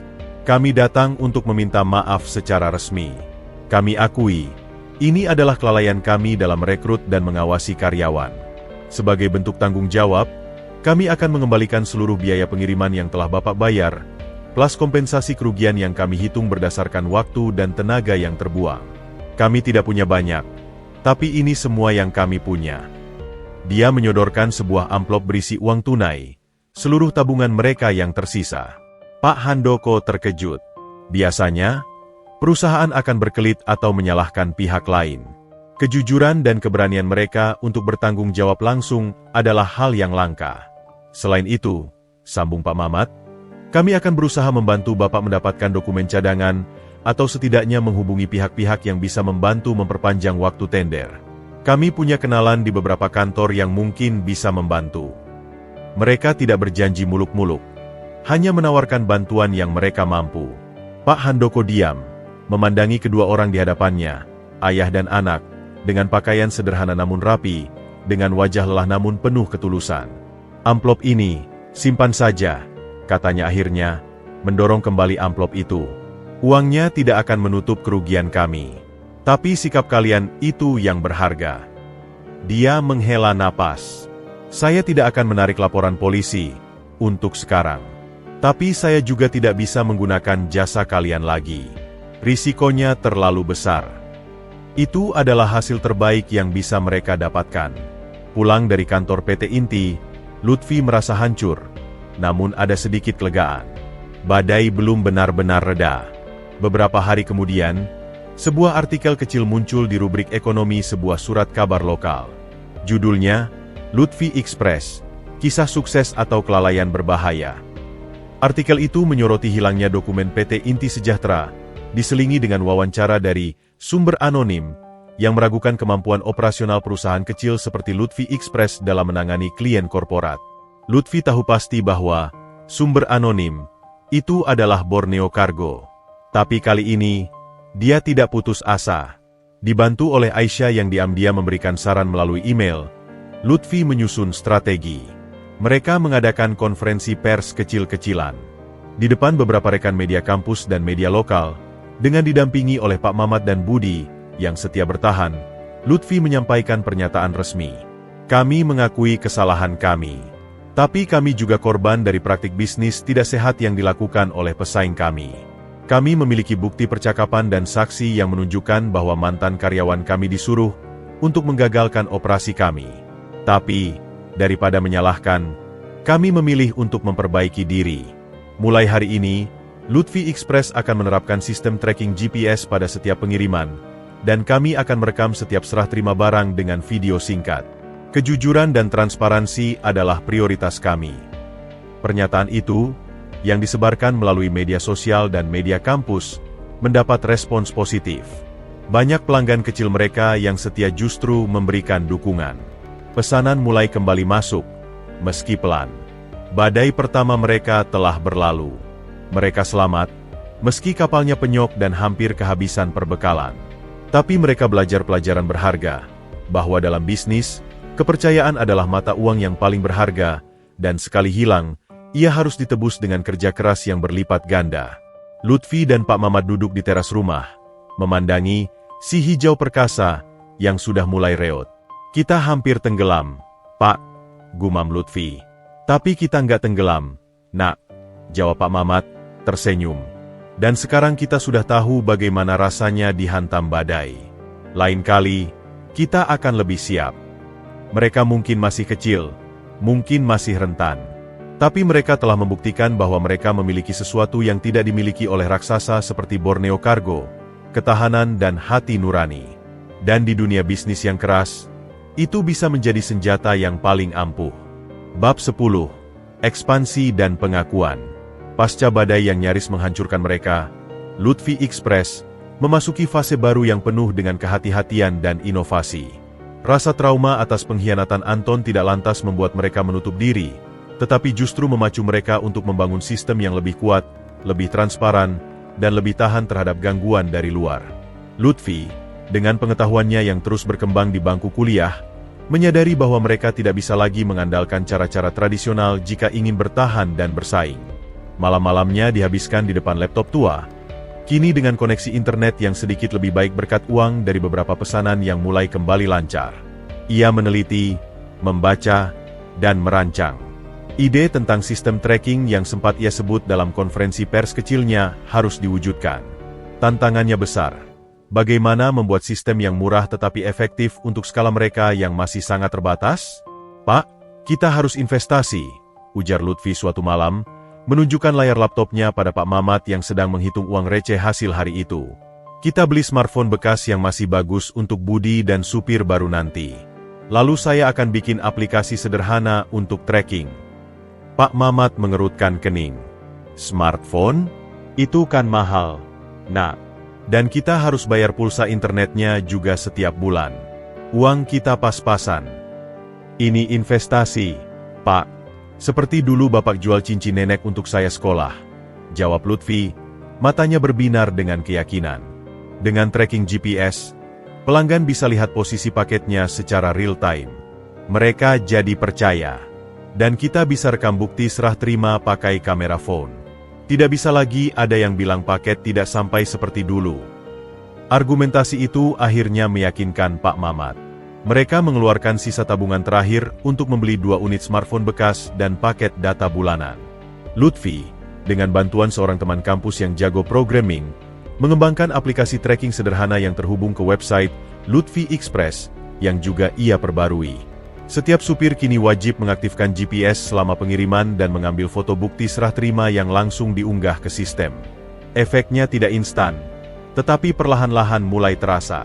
Seorang pelanggan, seorang pengusaha muda pemilik toko online, terkesan ketika ia bisa memantau perjalanan paketnya yang berisi barang-barang elektronik mahal. Ini baru layanan, pujinya melalui telepon. Saya biasanya pakai jasa kurir besar, tapi tidak ada tracking real-time seperti ini. Luar biasa. Saya akan rekomendasikan ke teman-teman seller lainnya. Kabar tentang jasa kurir kecil dengan teknologi canggih mulai menyebar di komunitas usaha kecil dan menengah, serta among para pelaku bisnis online yang sedang naik daun. Pesanan tidak hanya kembali normal, tetapi mulai meningkat drastis. Si hijau perkasa dan 2 motor milik Budi dan supir baru mereka, seorang pemuda jujur bernama Rudi, sudah kewalahan. Kita harus ekspansi, Pak, desak Lutfi, melihat antrean pesanan yang belum terkirim. Kita butuh lebih banyak supir, lebih banyak motor. Tapi modal adalah masalah. Bank dan lembaga keuangan tidak mau memberikan pinjaman pada perusahaan kecil tanpa jaminan yang kuat. Hutang pada rentenir adalah jalan menuju bencana. Solusi datang dari arah yang tak terduga. Aisyah, yang diam-diam terus memantau perkembangan Lutfi, mengirimkan sebuah email. Isinya sederhana, sebuah informasi tentang program Dana Ventura untuk startup lokal yang diadakan oleh sebuah lembaga nirlaba internasional. Program itu mencari usaha kecil dengan potensi pertumbuhan tinggi dan dampak sosial yang besar. Ini kesempatan kita, Pak, seru Lutfi, menunjukkan email itu. Kita daftar. Kita punya cerita yang bagus. Usaha dari nol. Membuka lapangan kerja untuk supir taksi, dan menggunakan teknologi untuk meningkatkan kepercayaan. Mereka bekerja keras menyusun proposal. Lutfi yang menulis visi, misi, dan rencana bisnis dengan bahasa Inggris yang ia pelajari otodidak dan dibantu oleh teman kampusnya. Pak Mamat yang memberikan testimoni tentang perjuangan mereka dan dampak positif bagi komunitas supir di sekitarnya. Mereka juga melampirkan artikel media tentang mereka dan puluhan testimoni pelanggan yang puas. Presentasi mereka di depan panelis Ventura dilakukan dengan nervous namun penuh passion.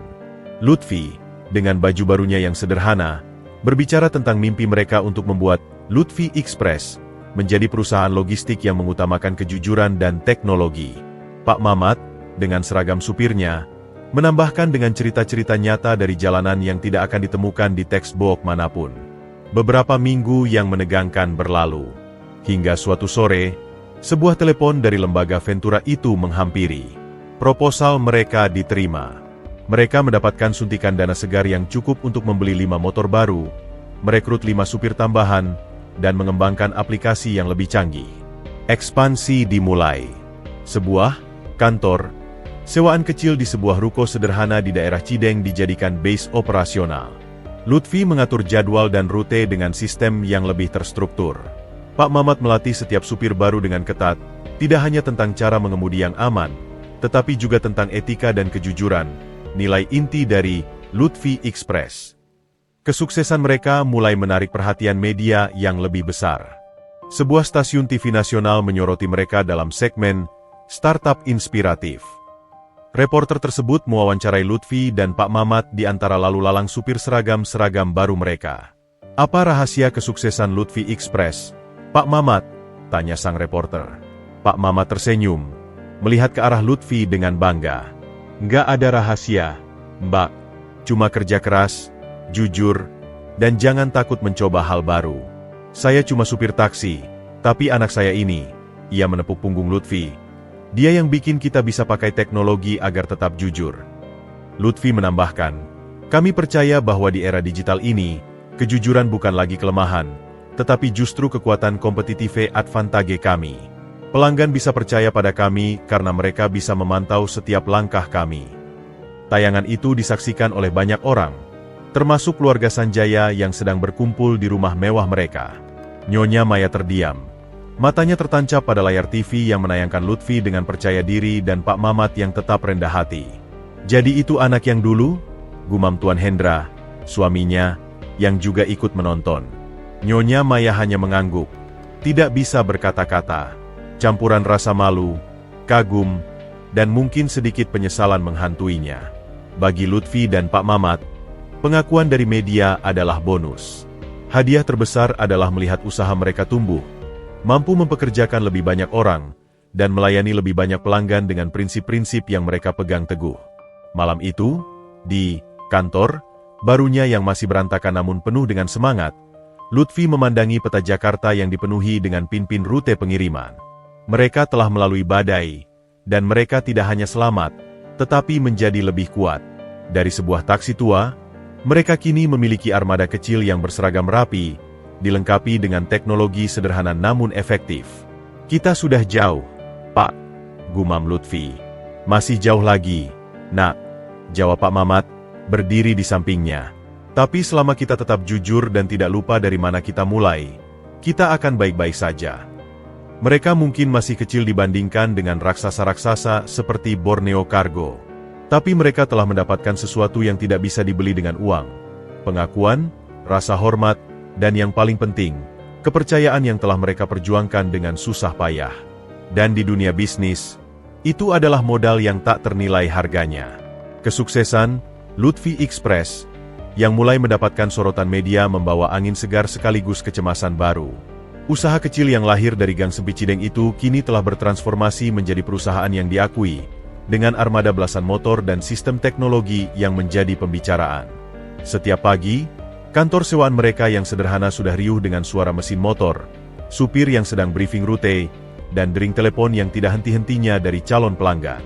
Suatu pagi yang tampak biasa, sebuah mobil sedan mewah berwarna hitam melambat di depan kantor Lutfi Express. Seorang pria berjas rapi dengan dasi yang tidak kekacauan turun, membawa sebuah map kulit tebal. Matanya yang tajam menyapu sekeliling ruangan, dari supir-supir yang sedang sarapan pagi dengan nasi bungkus, hingga dinding yang dipenuhi peta dan jadwal rute yang manual namun tertata rapi. "Saya mencari Bapak Lutfi," ujarnya pada Budi yang sedang mengisi logbook. Budi, yang masih mengenakan seragam Lutfi Express yang sedikit kusut, mengangguk dan bergegas memanggil Lutfi yang sedang berada di ruang belakang, memeriksa server kecil untuk aplikasi tracking mereka. Lutfi muncul, masih mengenakan kaos polos dan celana jeans, tangannya sedikit kotor karena memegang kabel. "Saya Lutfi. Ada yang bisa saya bantu?" Pria itu menyodorkan kartu namanya. "Budi Santoso, Manajer Procurement Sanjaya Group. Saya diutus oleh Direktur Utama, Bapak Hendra Sanjaya, untuk menyampaikan ini." Dia menyodorkan map kulit itu. Lutfi menerimanya dengan hati-hati. Di dalamnya, terdapat dokumen tender yang sangat resmi dan tebal. Sampul depannya bertuliskan, pengadaan jasa logistik dan kurir eksklusif untuk Sanjaya Group, periode 3 tahun. Jantung Lutfi berhenti berdetak untuk sesaat. Sanjaya Group nama yang begitu besar, begitu perkasa, dan begitu syarat dengan kenangan pahit baginya. Ini bukan lagi sekadar pengiriman dokumen rutin. Ini adalah tender tingkat tinggi untuk menjadi mitra utama mereka. "Kami telah memantau perkembangan Lutfi Express selama beberapa bulan terakhir," ujar Budi Santoso dengan suara datar dan profesional. "Kinerja dan inovasi Anda, khususnya dalam hal transparansi dan keandalan, sangat mengesankan. Atas rekomendasi dari manajer pengembangan bisnis, kami mengundang Anda untuk mengajukan proposal dan mengikuti proses tender ini. Lutfi hanya bisa mengangguk. Pikirannya berputar cepat. Ini adalah peluang emas. Kontrak dengan Sanjaya Group bisa mengangkat mereka ke level yang sama sekali berbeda, dari usaha lokal menjadi pemain nasional yang diperhitungkan. Tapi di balik itu, ada bayang-bayang masa lalu. Ada wajah Nyonya Maya yang merendahkan. Ada luka yang belum sepenuhnya sembuh. Tender ini sangat besar. Kami perusahaan kecil, ujar Lutfi, mencoba menyembunyikan gemetar di tangannya. Sanjaya Group tidak memandang ukuran, tetapi kualitas dan potensi, jawab Budi Santoso. Proposal harus dikirimkan dalam 2 minggu. Presentasi akan dihadiri oleh Dewan Direksi, termasuk Bapak Hendra Sanjaya sendiri. Setelah pria itu pergi, meninggalkan aroma parfum mahal dan suasana tegang, seluruh kantor menjadi hening. Semua supir dan staf memandangi Lutfi, menunggu reaksinya. Gila, Sanjaya Group nih. Lut, kontraknya pasti selangit, seru Budi, yang pertama memecahkan keheningan. Tapi itu keluarga yang dulu yang nyakitin kamu, tambah Rudi, dengan suara lebih pelan, penuh kekhawatiran.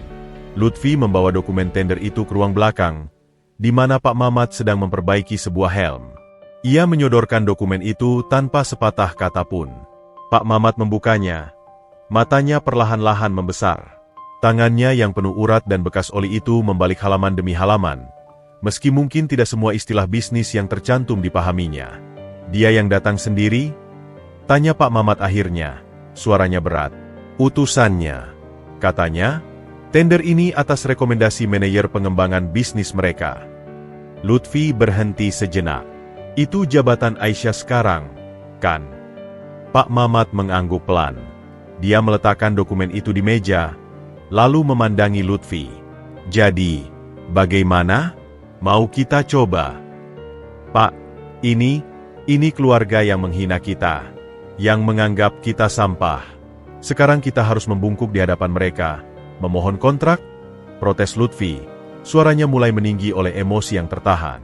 Pak Mamat berdiri, mendekati Lutfi, dan meletakkan tangannya yang kasar di bahu anaknya. Nak, dengar baik-baik. Dulu, mereka menghina kita karena kita miskin dan tidak punya apa-apa. Sekarang, mereka datang kepada kita karena kita punya sesuatu yang mereka butuhkan, reputasi dan keandalan. Itu bukan membungkuk. Itu disebut selevel. Dia mengambil napas dalam-dalam. Kita bukan lagi anak supir taksi yang minta-minta. Kita adalah pemilik Lutfi Express yang dihormati karena kerja keras kita. Kalau kita ikut tender ini, itu bukan untuk mereka. Itu untuk kita. Untuk membuktikan pada diri sendiri bahwa kita memang pantas. Pelajaran itu menyentuh lubuk hati Lutfi yang paling dalam. Ia melihat ke dalam mata ayahnya, mata yang telah melihat begitu banyak penghinaan dan kesulitan, namun tetap memancarkan kebijaksanaan dan harga diri. Tapi, bagaimana jika kita ditolak lagi? Atau lebih buruk, dihina lagi?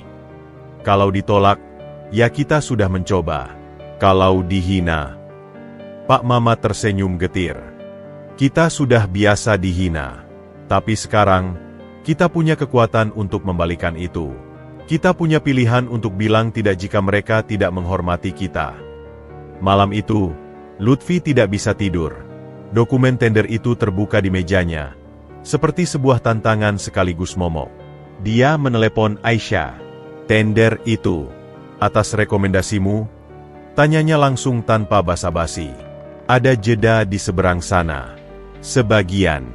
Tapi keputusan akhir ada di Dewan Direksi, terutama ayah saya. Proposalmu harus sangat kuat, Lutfi. Ada beberapa perusahaan besar yang juga ikut, termasuk Borneo Cargo. Kenapa kau lakukan ini, Aisyah? Setelah semua yang terjadi. Karena ini bisnis, Lutfi. Bukan balas dendam, bukan juga rasa bersalah. Sanjaya Group membutuhkan mitra logistik yang bisa dipercaya, dan data menunjukkan Lutfi Express adalah yang terbaik dalam hal ini dalam 6 bulan terakhir. Aku melakukan jobku sebagai manajer. Jawaban itu profesional, dingin, namun jujur. Itu justru meyakinkan Lutfi. Kami akan ikut, katanya, dengan keyakinan yang tiba-tiba mengkristal. Dan kami akan menang bukan karena kau, tapi karena proposal kami yang terbaik. Aisyah tersenyum di seberang telepon. Itulah yang ingin kudengar. 2 minggu berikutnya adalah maraton tanpa henti. Lutfi, Pak Mamat, dan sedikit staf yang mereka milik bekerja mati-matian. Mereka menganalisis setiap kebutuhan Sanjaya Group, menyusun rute paling efisien, menghitung biaya dengan cermat, dan yang paling penting, merancang presentasi yang tidak hanya menunjukkan kemampuan teknis, tetapi juga jiwa dari Lutfi Express, kejujuran, ketangguhan, dan komitmen pada kualitas. Pak Mamat, meski tidak paham betul soal spreadsheet dan grafik, bersikeras untuk ikut serta dalam penyusunan proposal. Katakan pada mereka bahwa kita punya supir yang bukan cuma bisa nyetir, tapi juga jujur dan bertanggung jawab. Itu yang nggak bisa dibeli dengan uang, pesannya. Hari terakhir pengumpulan proposal, Lutfi sendiri yang mengantarkan dokumen setebal 5 cm itu ke kantor pusat Sanjaya Group. Kali ini, ia mengenakan kemeja dan celana kain sederhana, tapi rapi.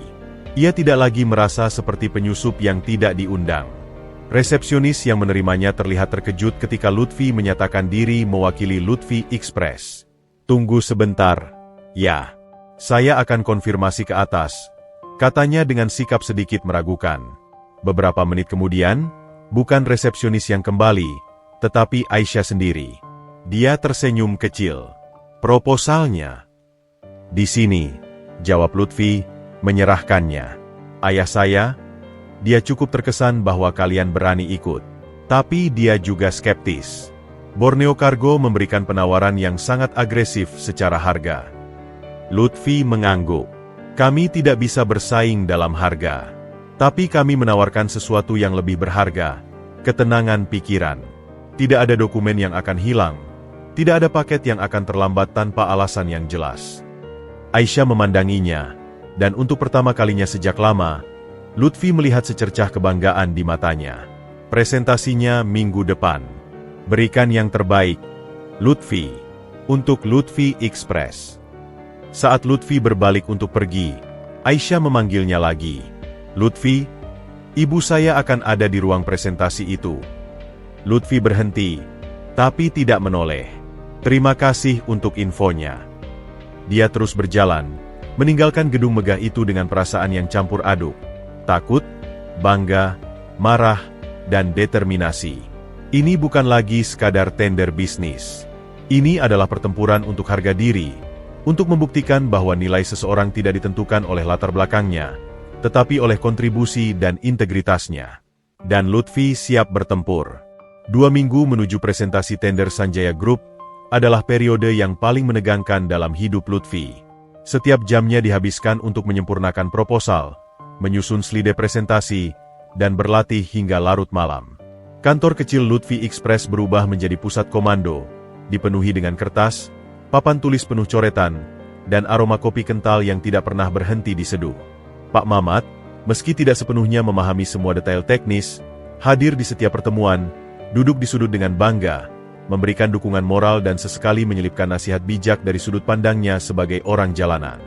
Jangan lupa, nak, pesannya suatu malam, sambil menyerahkan segelas teh hangat pada Lutfi yang terlihat kelelahan. Mereka itu pebisnis ulung. Mereka bisa baca angka dan grafik. Tapi yang paling mereka butuhkan sebenarnya adalah rasa percaya. Percaya bahwa barang mereka aman. Percaya bahwa kita tidak akan mengecewakan. Itu yang harus kita jual. Lutfi mengangguk, mencatat poin itu. Iya, Pak. Tapi untuk membangun kepercayaan itu, kita butuh data yang kuat. Butuh bukti bahwa sistem kita benar-benar bekerja. Ia kemudian menghabiskan berjam-jam mengumpulkan data. Tingkat keberhasilan pengiriman 99,8%. Waktu rata-rata pengiriman yang lebih cepat daripada kompetitor, dan puluhan testimoni dari pelanggan setia. Setiap angka diperiksa ulang. Setiap klaim didukung oleh bukti yang tak terbantahkan. Di tengah kesibukan yang memuncak, sebuah kejadian kecil mengubah segalanya. Lutfi sedang mencari arsip lama di gudang belakang kantor untuk melampirkan contoh laporan kinerja tahun pertama mereka. Di antara tumpukan kardus berisi dokumen dan spare part motor, matanya tertarik pada sebuah map coklat tua yang berbeda dari yang lain. Map itu terbungkus plastik dan terselip di balik lemari arsip. Rasa penasarannya tergelitik. Dia membukanya. Isinya adalah clipping koran dan artikel online lama tentang Sanjaya Group yang dia kumpulkan dulu, saat pertama kali tertarik dengan Aisyah dan keluarganya.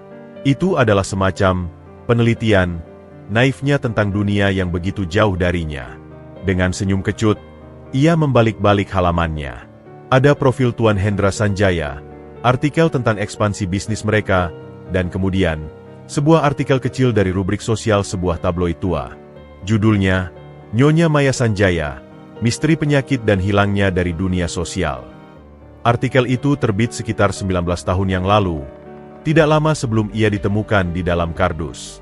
Lutfi hampir tidak memberikan perhatian khusus, sampai sebuah detail membuat nafasnya tersangkut. Sumber dekat keluarga menyatakan bahwa Nyonya Maya mengalami tekanan mental yang berat pasca kepergiannya dari kehidupan sosial selama hampir 9 bulan. Ia dikabarkan sering terlihat mengunjungi rumah sakit dan klinik tertentu di daerah Cideng. 9 bulan. Cideng. Jantung Lutfi berdebar kencang.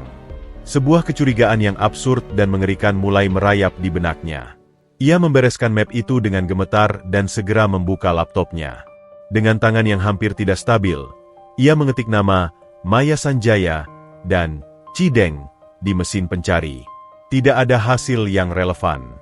Ia mencoba mencari arsip foto keluarga Sanjaya di internet, khususnya foto-foto lama Nyonya Maya. Setelah berjam-jam menyisir dunia maya, ia menemukan sebuah foto resolusi rendah dari acara amal sekitar 20 tahun yang lalu. Nyonya Maya, jauh lebih muda, tersenyum ke kamera. Ia mengenakan gaun malam yang elegan, dan di lengannya, ia menggendong seorang bayi yang dibungkus selimut mewah. Yang membuat Lutfi terpaku bukanlah bayinya, tetapi sesuatu yang terlihat di leher bayi itu, sebuah tanda lahir kemerahan berbentuk seperti daun sirih. Lutfi menjatuhkan diri ke kursinya, tangannya secara refleks meraba lehernya sendiri, di mana tanda lahir yang persis sama, berbentuk seperti daun sirih, selalu ia sembunyikan dengan kerah baju karena rasa malunya semasa kecil. Selama ini, ia mengira itu adalah hal biasa, sebuah capaian genetik random dari orang tua kandungnya yang tidak dikenal. Tapi sekarang semuanya terasa tidak biasa sama sekali. 9 bulan menghilang. Kunjungan ke klinik di Cideng. Tanda lahir yang sama. Kepingan-kepingan puzzle yang acak itu tiba-tiba mulai membentuk gambar yang membuatnya merasa mual dan pusing. Tidak mungkin, bisiknya sendiri, mencoba mengusir pikiran itu. Itu mustahil. Itu hanya kebetulan. Nyonya Maya Sanjaya adalah wanita kaya raya, istri seorang konglomerat. Dia tidak akan membuang anaknya sendiri ke sebuah gang gelap di Cideng. Tapi semakin ia mencoba menyangkal, semakin banyak pertanyaan yang muncul. Mengapa reaksi Nyonya Maya begitu keras dan personal saat mengetahui latar belakangnya? Mengapa Aisyah pernah berkata, ibu punya alasannya sendiri? Mengapa ia merasa ada sesuatu yang familiar dalam tatapan wanita itu? Sesuatu yang dalam dan menyakitkan? Malam itu, ia pulang ke rumah Pak Mamat. Wajahnya pucat dan pikiran kalut. Pak Mamat langsung menyadari bahwa ada yang tidak beres. Nak, kamu sakit? Lelah sekali? Istirahatlah. Presentasi masih beberapa hari lagi. Khawatir Pak Mamat, merasakan dahi Lutfi. Pak. Lutfi memulai. Suaranya serak. Apa? Apa Bapak masih ingat kain yang membungkus saya waktu ditemukan? Pak Mamat mengernyit, mencoba mengingat. Kain kasa putih, biasa, sudah kusam. Kenapa? Apakah ada yang istimewa dari kain itu? Bordiran? Atau apa saja? Wah, sudah lama sekali, Nak. Bapak sudah tidak ingat. Waktu itu panik dan senang aja dapat bayi, tidak terlalu memperhatikan detailnya. Dia memandangi Lutfi dengan curiga. Ada apa? Kenapa tanya-tanya begitu? Lutfi menggigit bibirnya. Ia tidak bisa membagikan kecurigaannya yang masih belum berdasar. Itu akan menyakiti ayahnya, orang yang telah mengorbankan segalanya untuknya. Tidak ada, Pak. Cuma lagi mikirin proposal saja. Capek. Tapi keraguan itu terus menghantuinya. Dalam setiap draft presentasi, setiap data yang ia susun, bayangan wajah Nyonya Maya dan tanda lahir di lehernya selalu muncul. Presentasi yang awalnya hanya tentang bisnis, kini berubah menjadi sesuatu yang sangat personal, sangat dalam, dan sangat menakutkan. Ia bahkan mulai mempertimbangkan untuk membatalkan keikutsertaan tender. Ketakutan untuk menghadapi kenyataan yang mungkin lebih pahit dari penolakan bisnis membuatnya ingin lari. Keesokan harinya, ia bertemu dengan Aisyah secara tidak sengaja di sebuah kedai kopi dekat kampus. Aisyah terlihat sedang mempelajari dokumen yang tampaknya juga related ke tender. "Lutfi, kamu oke? Kamu terlihat tidak baik," sapa Aisyah, wajahnya penuh keprihatinan. Lutfi menarik napas dalam. Sebuah pertanyaan membakar di ujung lidahnya, tetapi ia tidak berani mengucapkannya. "Aisyah, dulu kamu bilang ibumu punya alasan sendiri. Apa maksudmu?" Aisyah mengerutkan kening, lalu menghela napas. "Ibu, dia punya masa lalu yang sulit. Sebelum menikah dengan ayahku, dia punya hubungan yang tidak direstasi keluarga. Itu membuatnya sangat trauma dan sangat protektif terhadap status dan reputasi keluarga. Itu salah satu alasan kenapa dia sangat keras padamu dulu. Dia takut skandal masa lalunya terungkap." "Skandal?" Lutfi menahan napas. "Ya, tapi detailnya, aku juga tidak tahu pasti.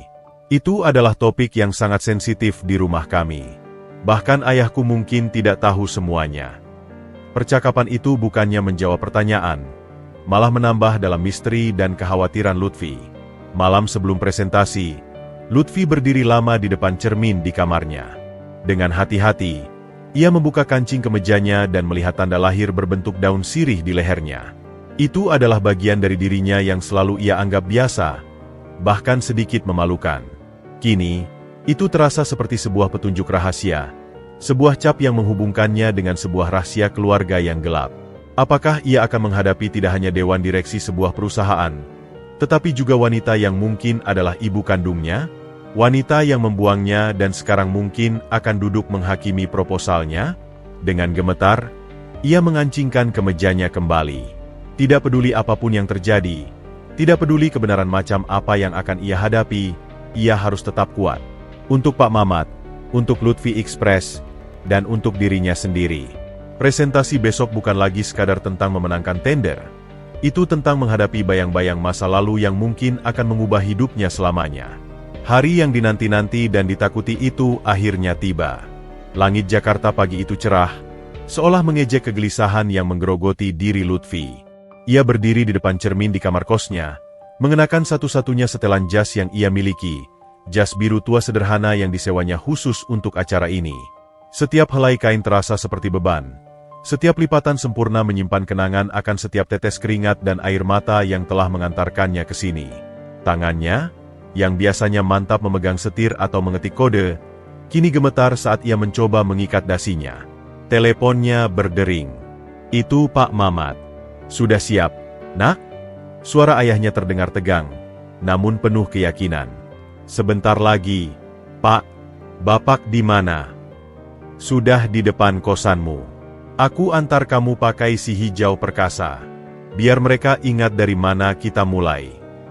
Lutfi tersenyum getir. Itu adalah sikap khas Pak Mamat. Tidak pernah melupakan akar, tidak pernah malu dengan asal-usul. Keputusan untuk pergi dengan taksi tua mereka ke gedung pencakar langit Sanjaya Group adalah sebuah pernyataan. Perjalanan ke Sudirman sunyi. Pak Mamat tidak banyak bicara, tetapi kehadirannya memberikan kekuatan. Sesampainya di depan gedung megah itu, ia memeluk Lutfi erat-erat. "Apapun yang terjadi di dalam, kamu sudah jadi pemenang di mata Bapak. Kamu sudah membawa kita lebih jauh dari yang pernah dibayangkan siapapun. Ingat, yang mereka lihat hari ini bukan anak supir taksi, tapi CEO Lutfi Express yang punya nilai jual. Jual itu, jual kejujuran, ketepatan, dan passion kita." Lutfi mengangguk, menahan air mata. "Terima kasih, Pak." Dia melangkah masuk lobi yang berlapis marmer. Suara sepatunya yang biasa saja bergema di lantai mengilap. Resepsionis yang sama yang dulu meragukannya kini menyambutnya dengan senyum profesional yang sudah terlatih.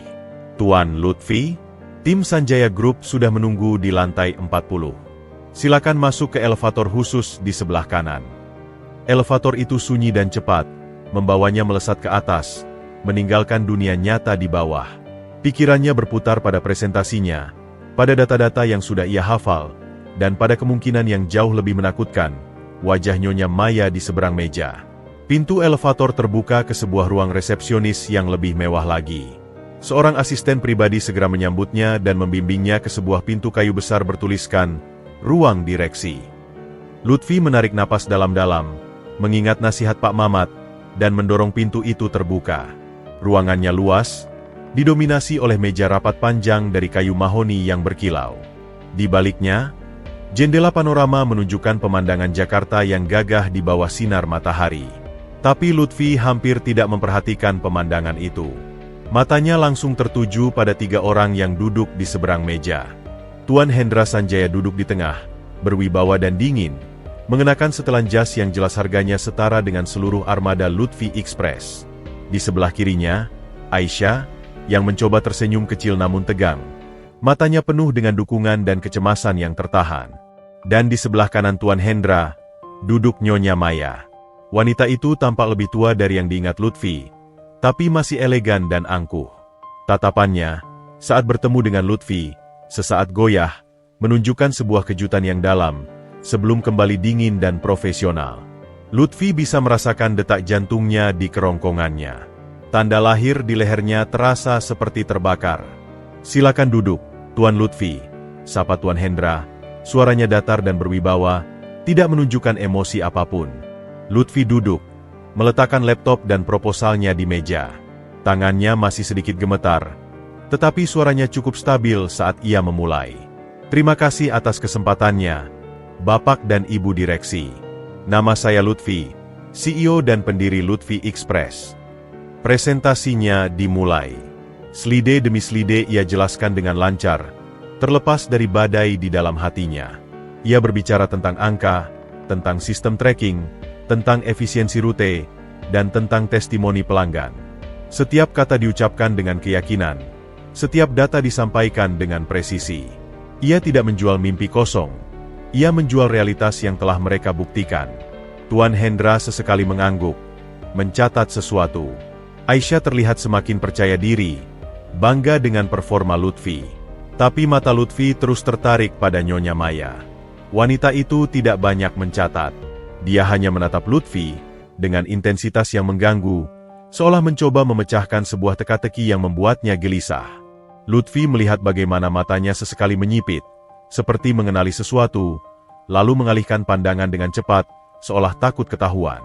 Saat sesi tanya-jawab tiba, Tuan Hendra melontarkan pertanyaan-pertanyaan tajam tentang skala operasi, kemampuan finansial, dan rencana ekspansi. Lutfi menjawab dengan jujur, tidak berusaha melebih-lebihkan. "Kami masih kecil, Bapak. Tapi itu justru keuntungan kami. Kami lincah, cepat beradaptasi, dan yang paling penting, kami punya skin in the game. Setiap paket yang kami antar adalah reputasi kami sendiri. Bagi perusahaan besar, kehilangan satu klien mungkin hanya statistik. Bagi kami, itu adalah kegagalan personal." Jawaban itu membuat Tuan Hendra terdiam sejenak, merenung. Kemudian, tiba-tiba, Nyonya Maya berbicara untuk pertama kalinya. Suaranya halus, namun berisi sengatan yang Lutfi kenal baik. "Proposal Anda cukup mengesankan, Tuan Lutfi." Mulainya, membuat Lutfi tegang. Tapi bisnis bukan hanya tentang angka dan sistem. Ini tentang kepercayaan. Dan kepercayaan seringkali dibangun dari kesamaan nilai dan latar belakang. Bagaimana Anda, yang berasal dari dunia yang sangat berbeda, bisa memahami kompleksitas dan kebutuhan operasional sebuah konglomerasi seperti Sanjaya Group? Pertanyaan itu adalah sebuah pentungan. Halus, namun penuh dengan prasangka kelas sosial yang dulu menghancurkannya. Lutfi melihat Aisyah mengerutkan kening, tidak menyukai pertanyaan ibunya. Lutfi menarik napas dalam. Ini adalah momen yang ia takuti, sekaligus momen yang ia persiapkan secara tidak sadar sepanjang hidupnya. "Ibu Maya, pertanyaan yang sangat bagus," jawabnya. Suaranya tenang namun berisi. "Justru karena saya berasal dari dunia yang berbeda, dari jalanan Jakarta yang sebenarnya, saya paham betul kompleksitasnya. Saya paham bagaimana menghindari macet, saya paham karakteristik setiap sudut kota, saya paham bagaimana berkomunikasi dengan semua level masyarakat, dari office borough sampai direktur. Pengalaman itu tidak bisa diajarkan di embah manapun. Itu didapat dengan hidup dan berjuang di dalamnya. Dia berhenti sejenak, memandang langsung ke mata Nyonya Maya. Sebuah keberanian tiba-tiba memanahnya. Dan mengenai nilai kejujuran, kerja keras, dan tanggung jawab, Bu, tidak eksklusif untuk latar belakang tertentu. Itu universal. Itu justru seringkali lebih murni ditemukan di tempat-tempat yang mungkin tidak sering ibu kunjungi. Ruangannya sunyi. Tuan Hendra terlihat terkejut dengan ketegasan Lutfi. Aisyah hampir tersenyum, bangga. Tapi yang paling mengejutkan adalah reaksi Nyonya Maya. Wajahnya pucat. Tangannya gemetar sedikit saat ia meletakkan gelas airnya. Matanya berkaca-kaca, dipenuhi oleh sebuah emosi yang sangat dalam dan tidak terduga. Bukan kemarahan, tapi sebuah kesedihan dan pengakuan yang hampir tak tertahankan. Tuan Lutfi, ujarnya, suaranya tiba-tiba sangat lembut, hampir seperti bisikan. Boleh saya tahu, siapa sebenarnya orang tua Anda? Pertanyaan itu menggantung di udara, menusuk langsung ke jantung Lutfi. Ini dia, titik balik yang ia takuti. Lutfi memandangnya, dan untuk pertama kalinya, ia tidak melihat seorang wanita kaya yang angkuh. Ia melihat seorang wanita yang terluka, yang dipenuhi penyesalan, yang mungkin menyimpan rahasia yang sama besarnya dengan rahasianya. Dia menarik napas sangat dalam. Ingatannya melayang pada Pak Mamat, yang sedang menunggu di bawah dengan si hijau perkasa, penuh keyakinan dan kebanggaan pada anaknya. Dengan sebuah keputusan yang akan mengubah segalanya, Lutfi menjawab, suaranya jelas dan bergetar penuh emosi yang tertahan, sambil tangannya dengan sengaja mulai membuka kancing kemeja atasnya. Nama ayah saya adalah Mamat. Seorang supir taksi yang menemukan saya di dalam sebuah kardus bekas di sebuah gang gelap di Cideng, 19 tahun yang lalu. Dan dialah orang tua saya. Ia tidak berhenti di situ. Ia terus membuka kemejanya, memperlihatkan tanda lahir berbentuk daun sirih di lehernya, persis seperti yang ada di foto bayi yang digendong Nyonya Maya. Dia yang mengajari saya segala hal tentang kejujuran, kerja keras, dan tanggung jawab. Nilai-nilai yang saya bawa ke dalam bisnis ini. Nilai-nilai yang membuat saya berdiri di sini hari ini.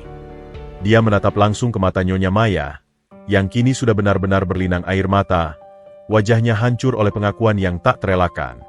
Jadi, untuk menjawab pertanyaan ibu, mungkin ibu yang bisa membantu saya menjawabnya. Karena berdasarkan beberapa kemiripan yang saya temukan, sepertinya ibu tahu lebih banyak tentang siapa orang tua kandung saya daripada siapapun di dunia ini. Ruang direksi yang megah itu menjadi sunyi senyap. Hanya terdengar helaan napas Tuan Hendra yang tercekat dan isakan kecil yang akhirnya keluar dari bibir Nyonya Maya. Presentasi bisnis telah berakhir. Sebuah drama keluarga yang telah terpendam selama hampir 2 dekade akhirnya terbuka di tempat yang paling tidak terduga.